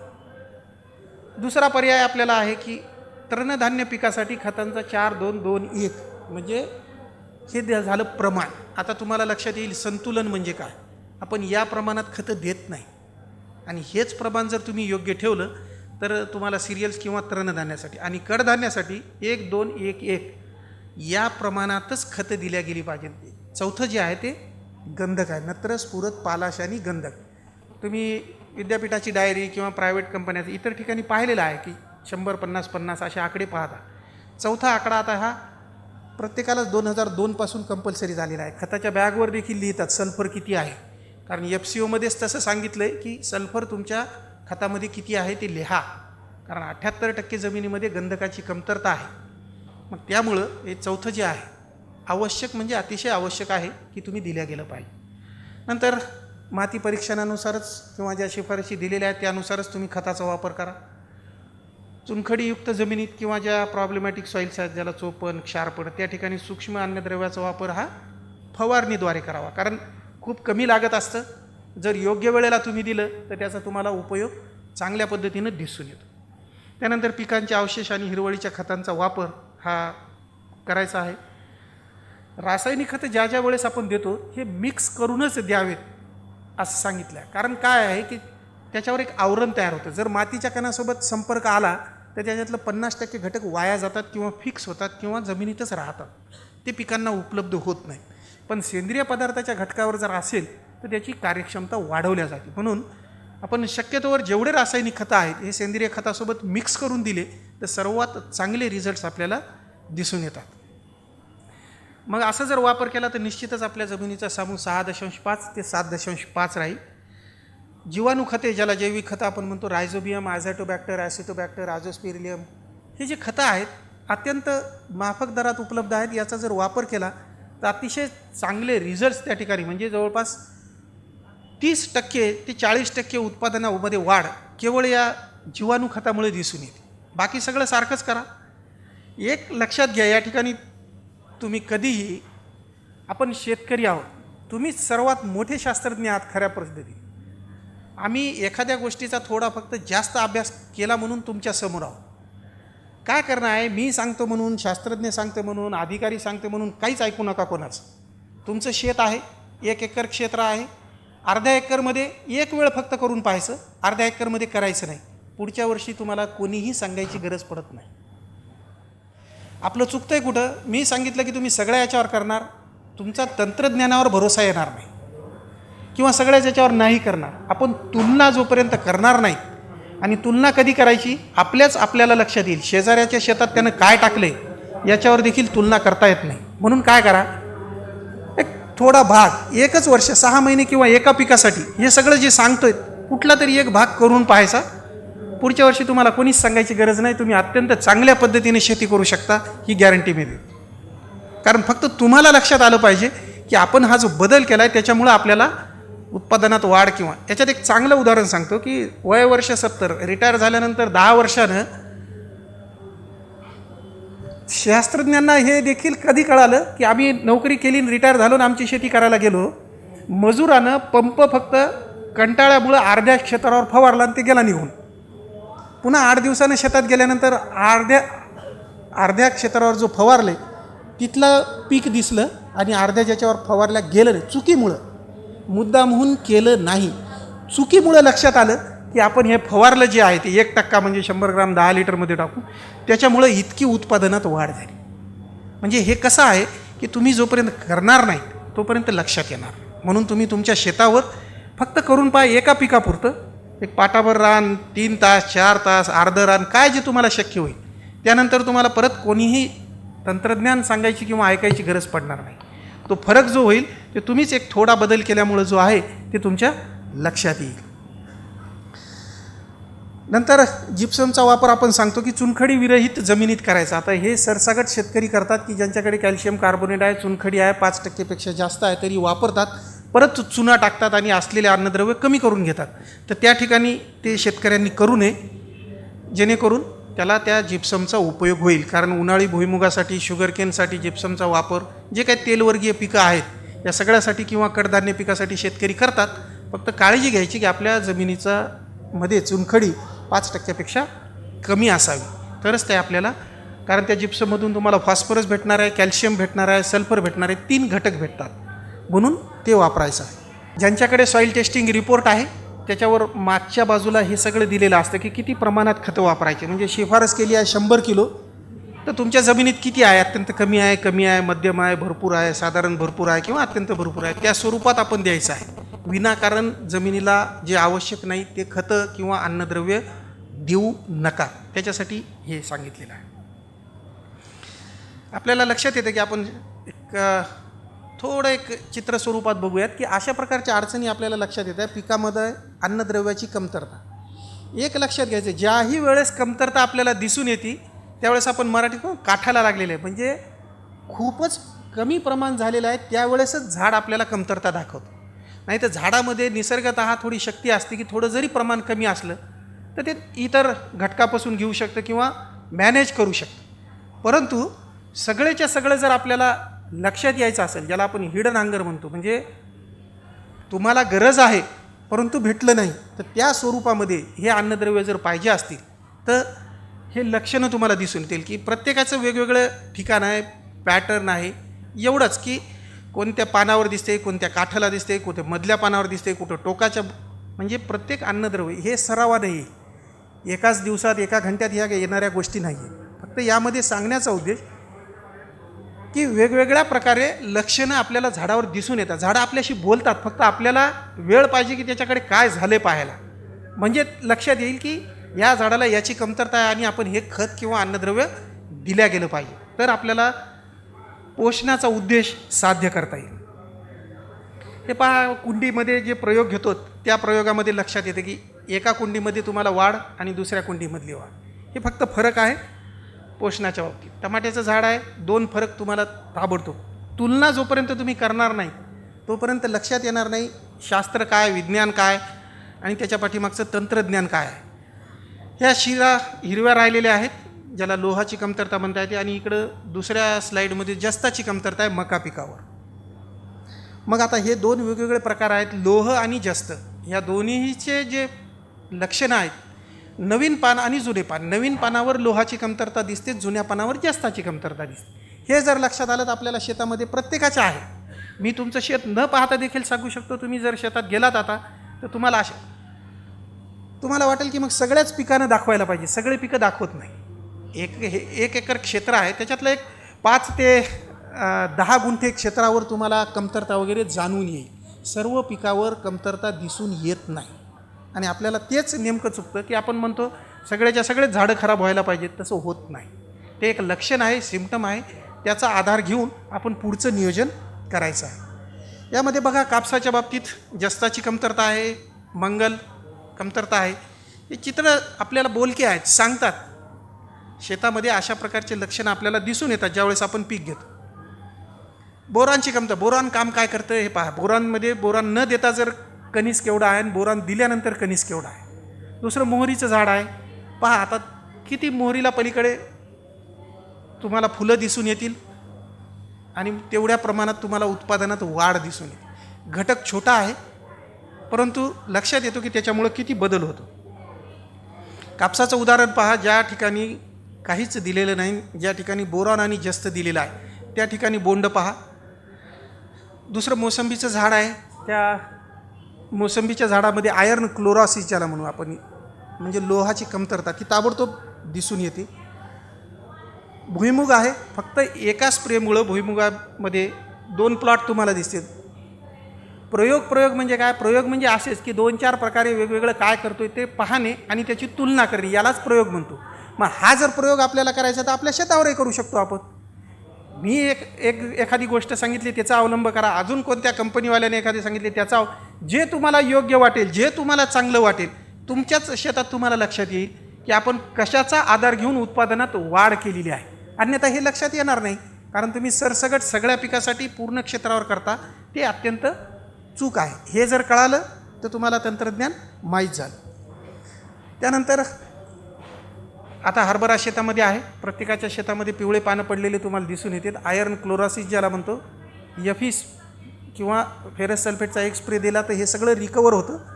फक्त माहिती असणं आवश्यक आहे. त्यानंतर संत्र्याचं पान दाखवले, जस्ताची कमतरता, बारीक पानं होणे. परत फक्त हे सिम्पटम्स जे आहेत वेगवेगळे. पोटॅशियम जे आहे ते बॉर्डर. पोटॅशियमचं सर्वात महत्त्वाचं काम आहे जमिनीमध्ये किंवा झाडामध्ये पाण्याचं नियमन करणे.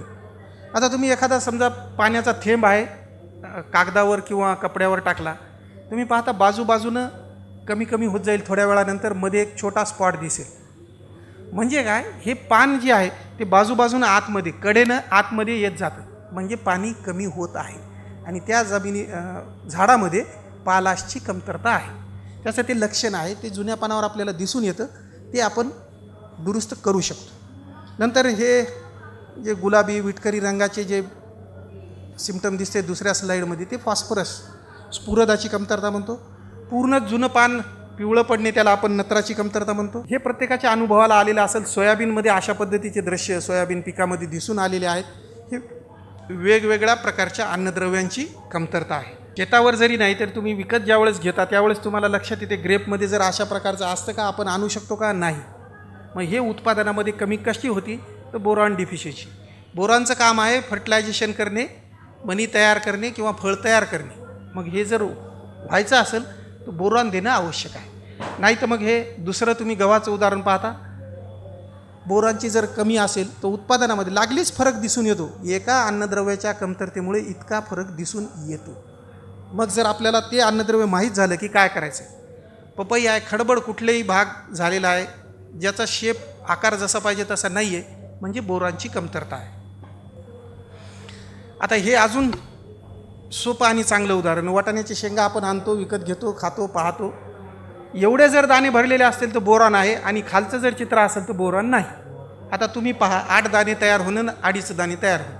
ह्यामध्ये उत्पादन किती वाढू शकते आणि किती कमी होऊ शकते.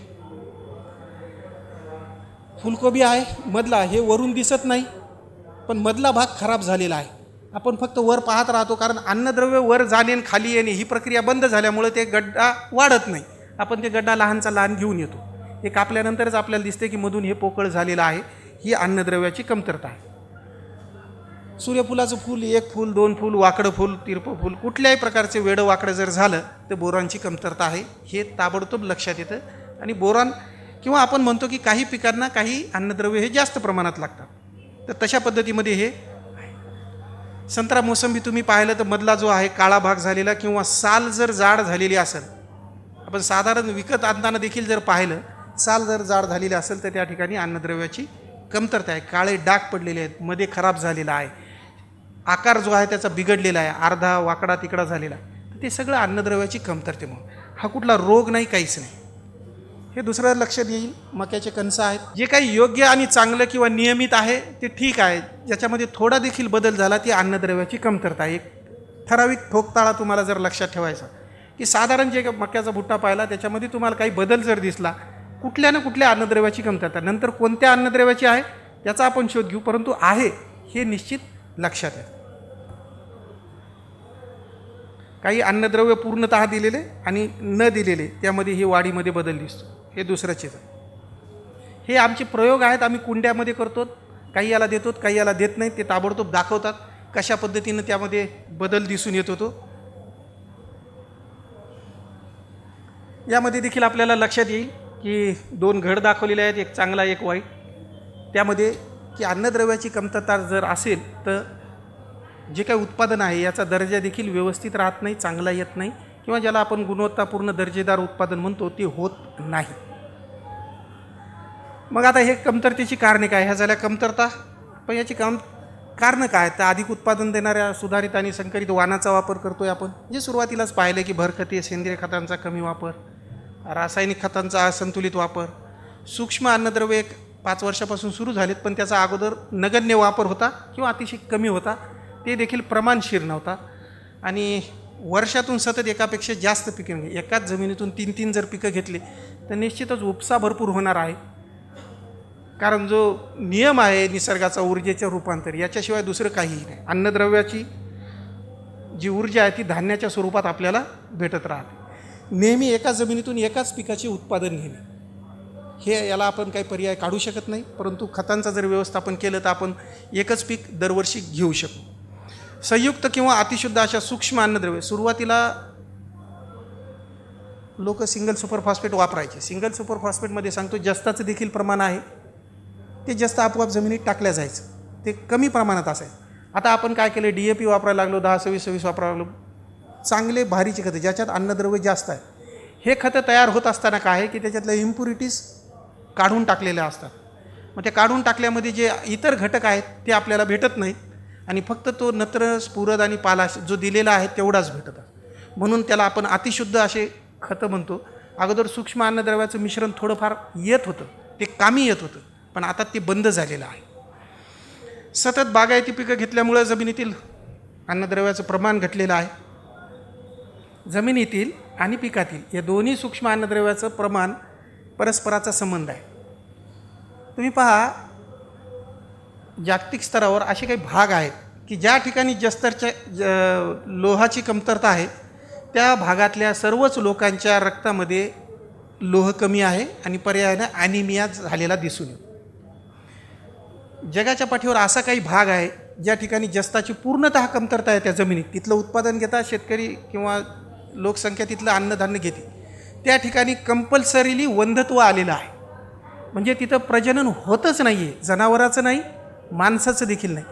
असे काही भाग आहेत ज्या ठिकाणी बोरॉन म्हणजे प्रत्येक रोग जो आहे, आपल्या शरीरात अन्नद्रव्याची कमतरता असली म्हणजे होणार, पण ती आपल्या शरीरात कमी कुठून येणार? कारण आपण जे अन्न खातो त्याच्यात ते घटक नाही आहेत. मग ते अन्न कुठून येते? वनस्पती. वनस्पती कुठून येते? जमिनीतून. म्हणजे काय आहे की जमिनीतील अन्नद्रव्याच्या कमतरतेचा परिणाम अप्रत्यक्ष नाही, आता डायरेक्ट आपल्या शरीरावर, आरोग्यावर देखील होत आहे.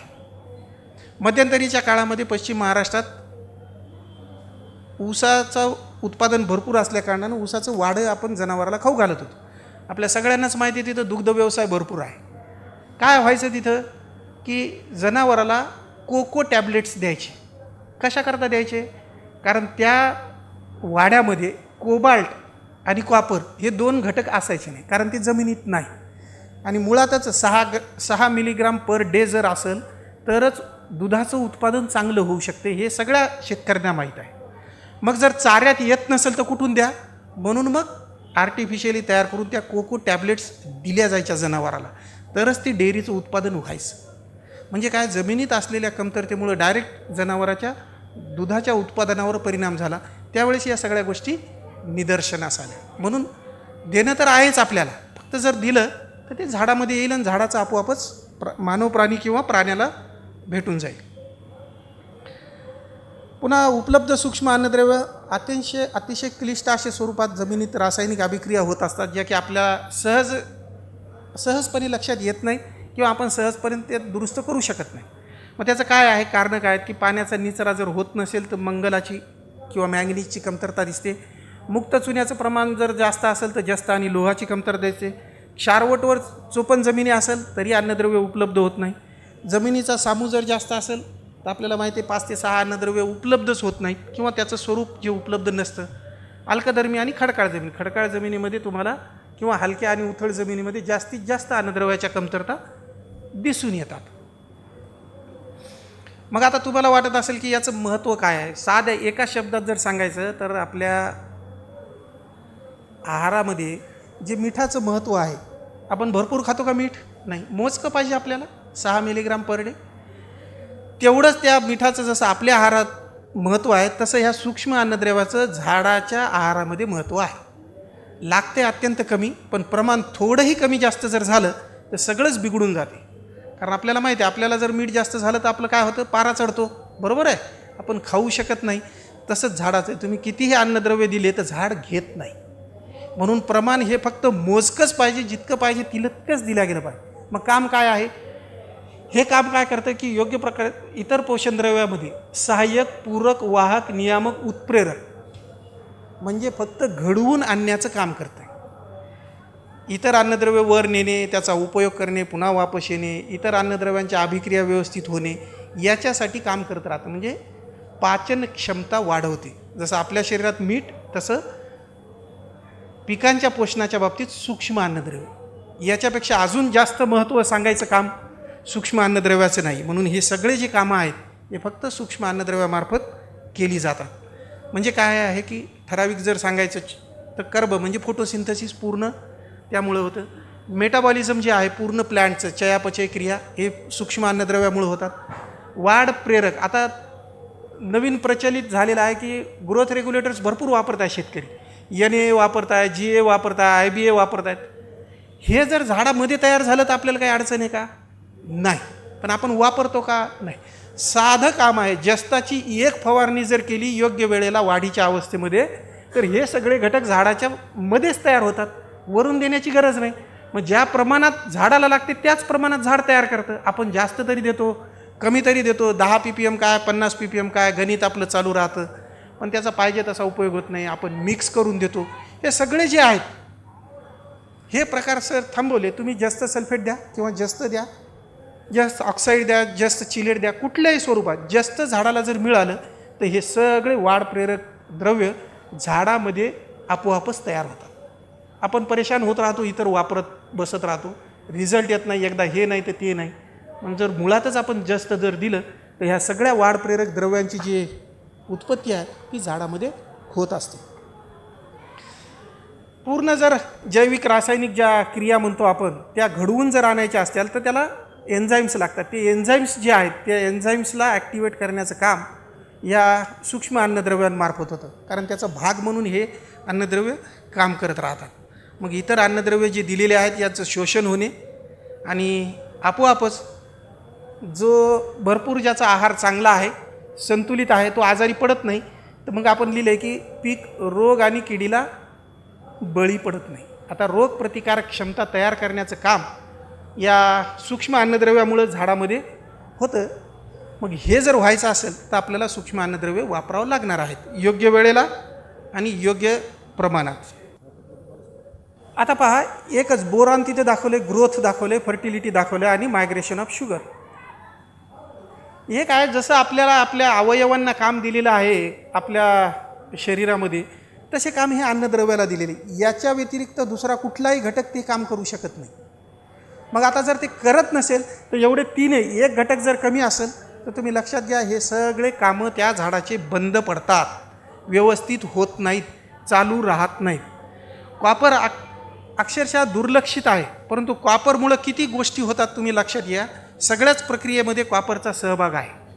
मग जे शेतकरी बोर्डो मिक्सर लावतात, बोर्डोची फवारणी करतात, मोरचूद जमिनीला देतात, त्यांचे पिकं पहा तुम्ही, रोगाला बळीच पडत नाही. कारण तुम्ही बुरशीजन्य जर पदार्थ पाहिले, बुरशीजन्य औषधं, बुरशीसाठी अटका होण्यासाठी सगळे औषधं कॉपर, सल्फेट आणि पारा या 3 पासून तयार झाले. कॉपर अन्नद्रव्य आहे, सल्फर अन्नद्रव्य आहे, पारा नाही, परंतु पारा सर्वात महागडा आहे. मग कॉपर आणि सल्फर झाडामध्येच असेल तर आपल्याला सल्फर फवारावं लागेल का? नाही. रोग येईल का? नाही. कुठलाही मिल्ड्यू येणार नाही, पावडरी मिल्ड्यू येत नाही, रस्ट येत नाही, आपोआपच बुरशीजन्य जे रोग आहेत याला प्रतिबंध. साधा आहे, याच्यात फार मोठी गोष्ट नाही, काही नाही. म्हणून जमिनीतून झाडामध्ये जाणं आवश्यक आहे. ज्याला आपण बोलताना किंवा सांगताना तुम्हाला लक्षात येईल की रोग प्रतिकारक क्षमता तयार कशी होती, ते यामुळे होती. नंतर आयर्न आहे, जस्त आहे, मॅग्नीज आहे. एकापेक्षा 2पेक्षा 3 झाडामधल्या ज्या प्रक्रिया आहेत त्या प्रक्रियेमध्ये एकाच घटकाचा समावेश आहे. आणि तुम्ही लक्षात घ्या, एक अन्नद्रव्य दुसऱ्याचं काम कधीच करत नाही. त्यामुळं तेच अन्नद्रव्य जे लागतं तेच दिल्या गेलं पाहिजे. एकापेक्षा अधिक सूक्ष्म अन्नद्रव्याच्या कमतरतेस संवेदनशील पिकं म्हणजे काय आहे की लोह, मंगल, जस्त या तीनही आवश्यक आहेत. कोणत्या पिकाला? गहू, सोयाबीन, ज्वारी उदाहरणासाठी दिलेलं आहे. नंतर लिंबूवर्गीय फळझाडे आणि द्राक्षे. या ठिकाणी तुम्हाला एक गोष्ट लक्षात येईल की ज्याचं पोषण आपल्यासाठी होतं, किंवा आपण पाहतो की आजारी माणसाला मोसंबीचा रस दिला जातो, म्हणजे आजारी माणूस तर दुरुस्त होतो. दुसरा आहे की द्राक्ष आहे. द्राक्ष तुम्हाला माहिती आहे की त्याच्यापासून विविध प्रकारचे औषध तयार केले जातात. ते औषधे देखील मानवाच्या आरोग्यासाठी आवश्यक आहे. मग जर द्राक्ष, मोसंबी हे जर फळझाडं आहेत, हे निश्चितच जर आपलं पोषण करत असतील तर त्यांना अन्नद्रव्याची गरज जास्त आहे. मग पर्यायानंच हे 5च्या अन्नद्रव्य हे अतिशय महत्त्वपूर्ण काम या पिकामध्ये करतात. कारण ज्याच्यापासून आपलं पोषण होत आहे, आपलं आरोग्य नीट होत आहे, त्याचं जर आरोग्य व्यवस्थित राहायचं असेल, उत्पादन चांगलं यायचं असेल, दर्जा सुधारायचा असेल, तर या अन्नद्रव्याची घटक आहे. म्हणजे आपण म्हणतो एकापेक्षा अधिक अन्नद्रव्यासाठी किंवा कमतरतेसाठी हे संवेदनशील आहे. भुईमुग आहे, बोरॉन आणि लोह, आणि पेरू, द्राक्ष, आंबा, जस्त आणि बोरॉन एक उदाहरणादाखल एक काही ठराविक पिकं आणि अन्नद्रव्य दिलेले आहे. तसंच दिलं आहे की केवळ एक अन्नद्रव्य हे इतर संवेदनशील पिकं कोणते आहेत की त्या पिकांना त्याची गरज जास्त असते. म्हणजे तृणधान्य, टोमॅटो, लिंबूवर्गीय इतर फळझाडाला लोह जास्त प्रमाणात लागतं. मंगल, ज्याचा आपण कधीही विचार करत नाही, 60 रुपये किलो आहे पण वापरत नाहीत आपण, दुर्लक्षित आहे. तो ऊस, भात, मुळा, कांदा, बटाटा, सोयाबीन आणि लिंबूवर्गीय झाड या सगळ्यासाठी मंगलाचा उपयोग आहे. म्हणजे मॅंगनीज, Mg वेगळं, Mg हे दुय्यम आहे, Mn मंगल, मॅंगनीज हे सूक्ष्म अन्नद्रव्य. अशाच प्रकारे जस्त, तांबे, बोरॉन आणि मोलाब याच्या बाबतीत इतर संवेदनशील पिकाची यादी दिलेली आहे. म्हणजे काय आहे की त्या पिकाला या अन्नद्रव्याच्या कमतरता ताबडतोब दिसून येतात आणि पीक त्या अन्नद्रव्याच्या कमतरतेला बळी पडतं, उत्पादन होत नाही. आणि हे जर दिलं तर त्या पिकाचं उत्पादन आपण चांगल्या पद्धतीनं घेऊ शकतो. आता तुम्हाला सांगितलं परस्पर संबंध आहेत. काही जण एकमेकांचे दोस्त आहेत, काही जण एकमेकांचे दुश्मन आहेत. म्हणजे सोबत वापरता येतात, किंवा जास्त जर दिले, कमी जर दिले तर एकमेकांची उपलब्धता कमी जास्त करतात. त्याला आपण अँटागोनिझम किंवा सिनर्जिस्टिक इफेक्ट किंवा मैत्रीचे संबंध आणि शत्रुत्वाचे संबंध असं म्हणतो. म्हणजे आता कॅल्शियममुळं जर इतर अन्नद्रव्याची कमतरता म्हणजे लोह आणि जस्त होते, याला शत्रुत्वाचे, म्हणजे कॅल्शियम जास्त झालं तर लोह आणि जस्त झाड घेऊ शकत नाही. म्हणून हे अन्नद्रव्य काळजीपूर्वक वापरावं लागतात, प्रमाण योग्य राहावं. याचं एक उदाहरण सांगतो. मध्य प्रदेशमधून सोयाबीन आपल्याला सगळ्यांना अगोदर येत होतं. सतत 8 ते 10 वर्ष सोयाबीन घेतल्यानंतर तिथं लक्षात आलं की गंधकाची कमतरता असल्यामुळे सोयाबीनचं उत्पादन होत नाही. त्यांनी 4 ते 5 वर्षासाठी बंद केलं आणि विदर्भ आणि मराठवाड्यात सोयाबीन आपल्या इथं नवीन पीक म्हणून आलं. आपणही सतत उत्पादन घेत आहोत. असंच 10 वर्षापूर्वी सूर्यफुलाच्या बाबतीत देखील झालं होतं. काय आहे की त्या जमिनीमधून गंधकाचा उपसा अधिक प्रमाणात होऊन गेला. मग ते होऊन गेल्यामुळं काय की त्या ठिकाणी उत्पादन होतच नव्हतं. मग आता आपण आपल्याकडे तीच करतो. मग जे शेतकरी गंधक वापरतात त्यांना उपाय चांगला येतो. आता का लक्षात आलं असं? कारण सतत 1 बॅग DAP 1 बॅग सोयाबीन पेरण्याची सवय लोकांना आहे. जास्त प्रमाणात स्फुरद दिल्यानंतर जमिनीतील जास्त कमी होतो किंवा उपलब्ध होत नाही. म्हणून आम्ही शेतकऱ्याला सांगतो की तुम्ही सिंगल सुपर फॉस्फेट वापरा. पण ते काय आहे, ते स्वस्तातलं खत आहे. आपला सामाजिक प्रतिष्ठेचा प्रश्न येतो. मग शेतकरी म्हणतो हलकं खत सांगायले. हलकं खत नाही ते, त्याच्यातून कॅल्शियम, सल्फर, फॉस्फरस असे 3 घटक मिळतात. म्हणून सिंगल सुपर फॉस्फेट आपण सांगतो. मग जे शेतकरी फक्त फरक काय आहे, सिंगल सुपर फॉस्फेट वापरणे, DAP वापरणे. DAP वापरलेल्या शेतकऱ्याला 6 क्विंटलपर्यंत येईल, सिंगल सुपर फॉस्फेट वापरलेला 10 क्विंटलपर्यंत. काय वापरायचं तुम्ही ठरवा. कारण असलेलं जास्त जर झाडाचं कमी होत असेल जमिनीतलं तर मग DAP वापरून उपयोग काय. फळझाडांच्या बाबतीत देखील हाच अनुभव आहे. शेतकऱ्यांना पाड झाले. त्यानं काय होतं, जारवा जास्तीत जास्त तयार करणे, मुळ्या तयार करणे, पण त्याची गरज भागवल्या जात नाही. मग गरज भागवल्या जात नाही की आपोआपच त्याचा झाडावर परिणाम दिसतो. म्हणून आपण काळजी काय घ्यायची की याचा जो वापर आहे हा प्रमाणशीर करा. म्हणून स्फुरदाचं किंवा ज्याला आपण अतिशुद्ध जास्त 12-32-16 वापरता बऱ्याच ठिकाणी आहे, अतिशय प्रमाणात वापरू नका. त्याचं एक गणित आहे. ते जर तुम्ही वापरलं तर सूक्ष्म अन्नद्रव्याची कारण जसं कार्बोनेट आहेत तसे फॉस्फेट आहेत, विरघळतच नाहीत. हे तुम्ही कितीही प्रयत्न करा. मग प्रश्न येतो काय करायचं. तुम्ही टाकून सुद्धा त्याचं संयुग तयार होतं.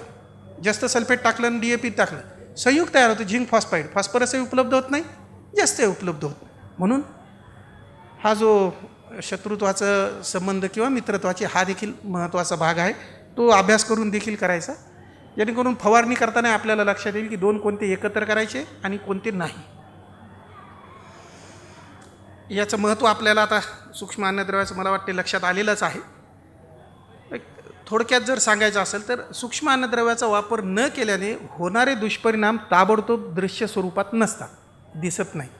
मात्र त्याची कमतरता खूपच नुकसानकारक ठरू शकते. कारण अल्प प्रमाणात लागणाऱ्या सूक्ष्म अन्नद्रव्याचं पीक पोषणातील कार्य हे मुख्य अन्नद्रव्या इतकंच हे एकदम दिसत नाही, म्हणून लोकांना लक्षात येत नाही. जे शेतकऱ्यांना लक्षात येते त्याच्यासाठी आपण प्रयोग सांगितला आहे. तुमच्या शेतात तुम्ही स्वतःच तुलना करा, मग तुम्हाला त्या पाठीमागे भूमिका काय आहे वापरण्याची ती लक्षात येऊन जाईल. कारण झाड लागलीच तुम्हाला 8 दिवसाच्या आतच तिथं तुम्हाला परिणाम दिसून येतो शेतामध्ये, आणि तुम्ही त्या दृष्टीनं करू शकता. शेवटी लिहिलं आहे की नत्र स्फुरद पालाश योग्य प्रमाणात वापरून देखील पिकापासून पूर्ण क्षमते एवढे उत्पादन आपल्याला मिळत नाही. कारण प्रत्येक अन्नद्रव्याचं कार्य हे विशिष्ट आहे, ते आपण पाहिलं. म्हणजेच एखादा अन्नद्रव्य हे दुसऱ्या अन्नद्रव्याची जागा घेऊ शकत नाही.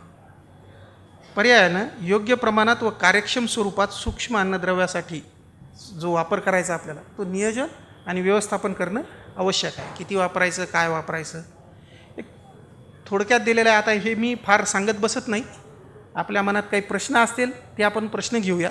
नाही, थोडक्यात आता जे हे सविस्तरपणे की लोहाचं महत्त्व काय आहे, कोणत्या कोणत्या क्रियेमध्ये भाग घेतं, आणि त्याचे लक्षणं जी आहेत ती कोणत्या प्रकारची आहेत, हे अशा प्रकारचं चित्रावरून तुम्हाला लक्षात येईल की त्याचं महत्त्व काय आहे आणि किती प्रमाणात दिल्या गेलं पाहिजे. पीक पोषण संजीवके तयार करणे हे जास्ताचं सर्वात मोठं काम आहे. प्रथिने तयार करणे, बी याची पक्वता तयार करण्यासाठी हे जास्त काम करतं. बाकी हे कमतरतेची लक्षणे दिलेली आहेत आणि कमतरतेचे चित्र दिलेले आहेत. याच्यामुळं आपल्याला लक्षात येऊ शकतं की किती प्रमाणात आणि कसा रोल याचा या सूक्ष्म अन्नद्रव्यांचा आहे. याचा परिणाम दिसून येतो आपल्याला या स्लाईडमध्ये की कमी असल्यानंतर आणि जास्त असल्यानंतर काय होतं.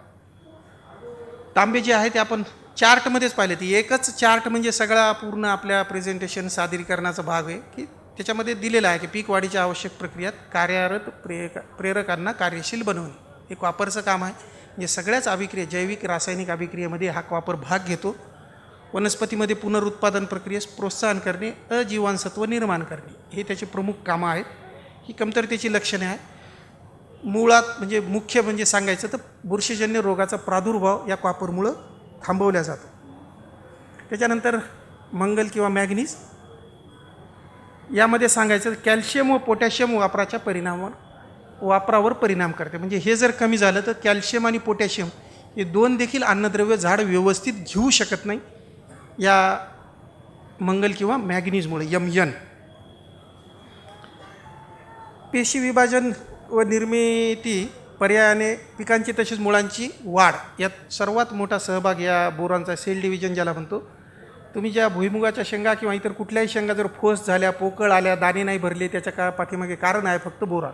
कुठलंही शेंगवर्गीय पीक जेवढे आपल्याला अपेक्षित दाणे आहेत तेवढे जर नसतील, कमी प्रमाणात येत असतील, वाकडे येत असतील, शेप खराब असेल, आकार व्यवस्थित नसेल, फुटलेले असतील, ते त्या सगळ्याच्या पाठीमागे कारण केवळ बोरॉनची कमतरता एवढं एकच असतं. बाकी मॉलिब्डेनम आपल्या सगळ्याच जमिनीत जवळपास फक्त कोकण वगळता सर्वच भागामध्ये महाराष्ट्राच्या मॉलिब्डेनम भरपूर आहे. आणि या मॉलिब्डेनममुळं हवेतील नत्र स्थिरीकरण करणाऱ्याची जी प्रक्रिया आहे ही वाढवल्या जाते. म्हणून पल्सेसमध्ये, कडधान्य पिकामध्ये आपण एक सीड ट्रीटमेंट नवीन तुम्ही ऐकला असेल की 1-2 ग्राम अमोनियम मॉलिब्डेट जर तुम्ही मिसळलं तर अतिशय सुंदर तुम्हाला उत्पादन त्या ठिकाणी दिसून येतं. फक्त कारण काय आहे की या मॉलिब्डेनममुळं जास्तीत जास्त मुळावर गाठी तयार होतात, जास्तीत जास्त नत्र स्थिर होतं, जास्तीत जास्त नत्र झाडाला भेटतं, पर्यायानं जास्त शेंगा, भरलेल्या शेंगा, उत्पादन चांगलं. हे मॉलिब्डेनमचा रोल आहे. म्हणजे पूर्ण नायट्रोजन मेटाबॉलिझम जे आहे ते केवळ मॉलिब्डेनममुळं होतं. त्याच्यासाठी आवश्यक आहे. आपल्या जमिनीत भरपूर आहे, पण आपला रिकमेंडेड डोस 500 ग्राम फक्त आहे. तो सीड ट्रीटमेंटद्वारे देऊ शकतो, फवारणीद्वारे आपण देऊ शकतो. मग आता आपण हे ओळखायचं कसं, तर सिम्पटम्स आहेत जे तुम्हाला दाखवले आता, त्याच्यावरून आपल्या अन्नद्रव्याची कमतरता, पण ती होऊच द्यायचं नाही. दुसरं आहे मातीची तपासणी करून घ्या, तुम्हाला लक्षात येऊन जाईल आपल्या याच्यात काय आहे. नंतर फळझाडं ज्यांच्याकडे, फलोत्पादन ज्यांच्याकडे आहे त्यांनी झाडाचं पान जर घेऊन आले तर त्याच्यामध्ये किती अन्नद्रव्य आहेत त्याची देखील माहिती होऊन जाते. किंवा जमिनीत किंवा कुंडीत ज्याला पॉट कल्चर एक्सपेरिमेंट होतं त्याच्यामध्ये देखील आपल्याला लक्षात येऊन जातं. तुम्ही उगवण्यासाठी काही सोयाबीनचं घरचं ठेवलेलं बी पाहता, पेरणीच्या अगोदर टोपल्यामध्ये टाकून मातीत, ती किती उगवते. तशा पद्धतीनं आपल्या जमिनीत सल्फर आहे का, बोरॉन आहे का, हे देखील ते एक संवेदनशील पीक लावलं, रोप लावलं की एक ताबडतोब तुम्हाला दाखवतं. मग याचा वापर जो आहे ते जमिनीद्वारे, फवारणीद्वारे, बियाणासोबत आपण करू शकतो. जमिनीद्वारे जर करायचं असेल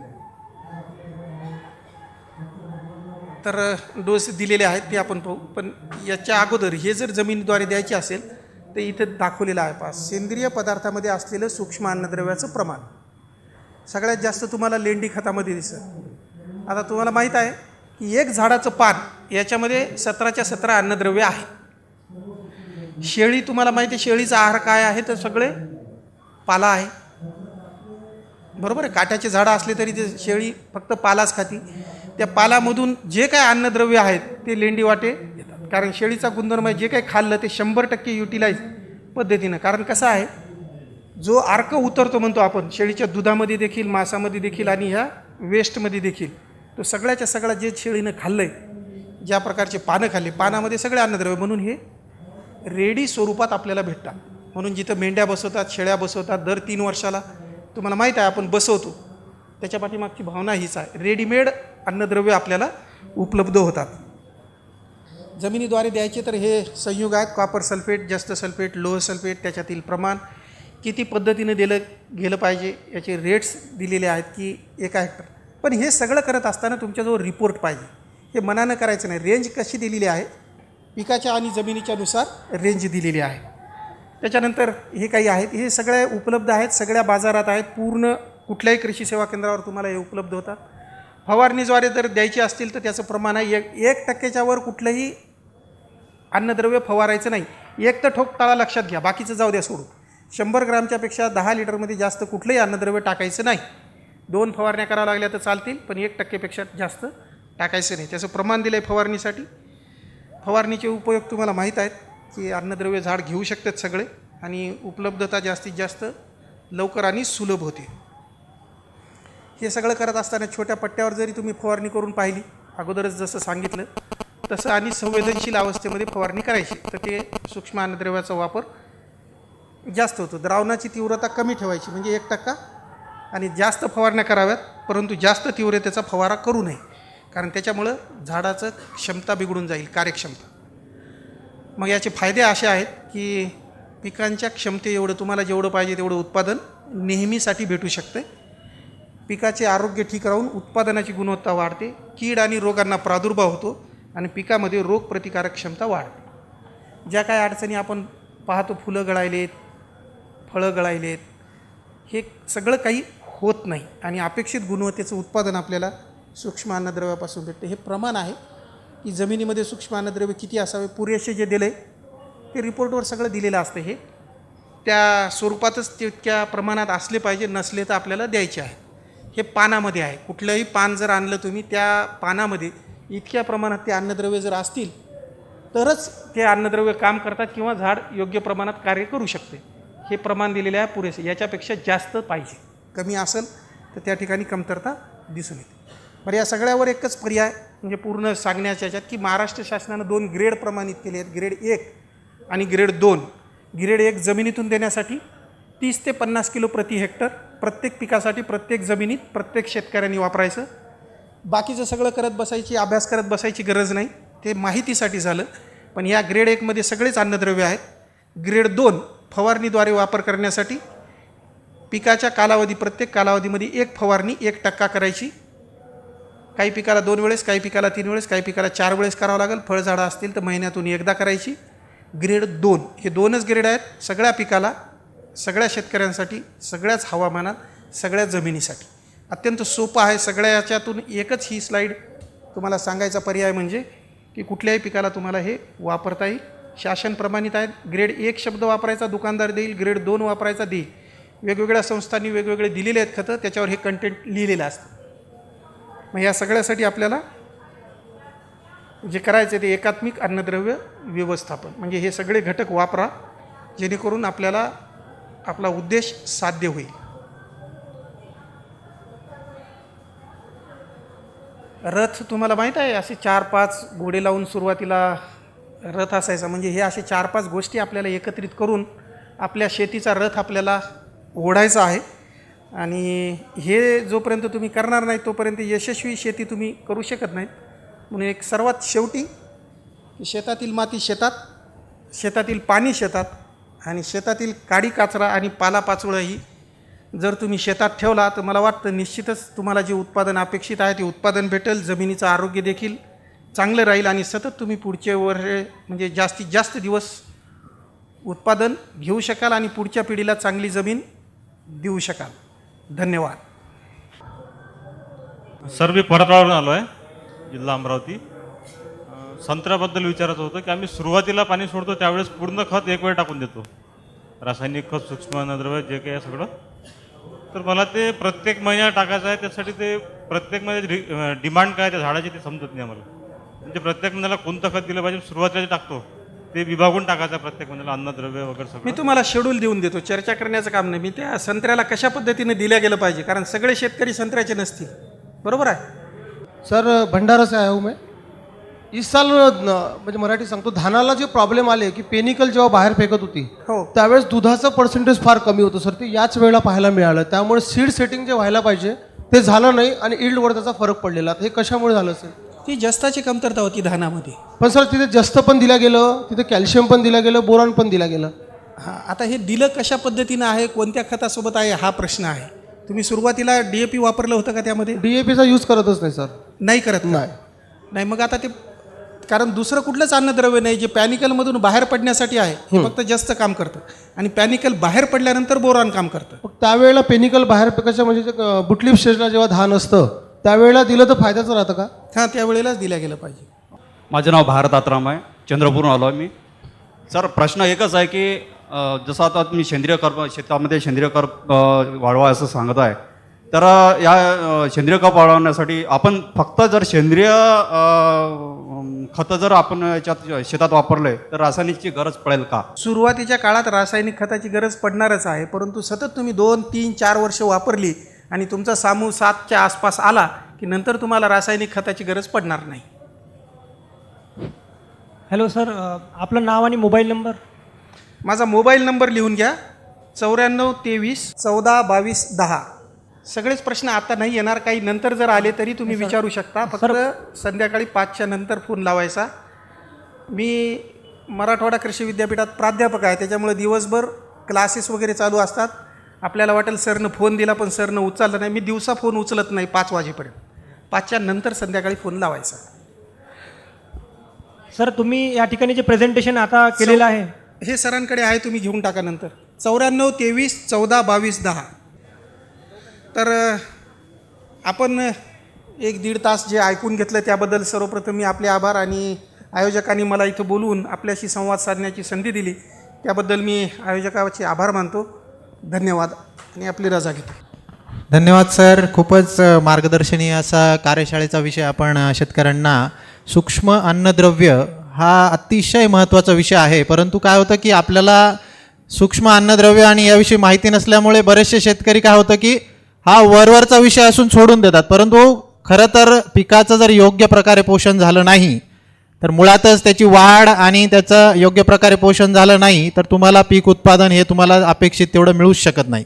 त्यामुळे हा अतिशय महत्त्वाचा विषय होता. जे शेतकरी या ठिकाणी उपस्थित राहिले आणि सर्वांनी आपल्या नोट्स घेतल्या त्यांचं मी आभार मानतो. आणि डॉक्टर हरिहर कौसडीकर या ठिकाणी आपल्याकडे मराठवाडा कृषी विद्यापीठ परभणी येथून आलेत. आपला बहुमोल वेळ त्यांनी या कार्यशाळेसाठी दिला आणि सूक्ष्म अन्नद्रव्य हा विषय अतिशय माफक आणि मोजक्या परंतु अतिशय सोप्या भाषेमध्ये त्यांनी आपल्याला प्रेझेंटेशनद्वारे समजून सांगितला. त्यांचेही मी या ठिकाणी आभार मानतो. तत्पूर्वी डॉक्टर हरिहर कौसडीकर यांचा आपण आभार प्रदर्शन करणार आहोत. धन्यवाद. डॉक्टर गायकवाड सर आणि डॉक्टर मराठे सर यांनी कृपया स्टेजवर स्थानापन्न व्हायचं आहे. धन्यवाद.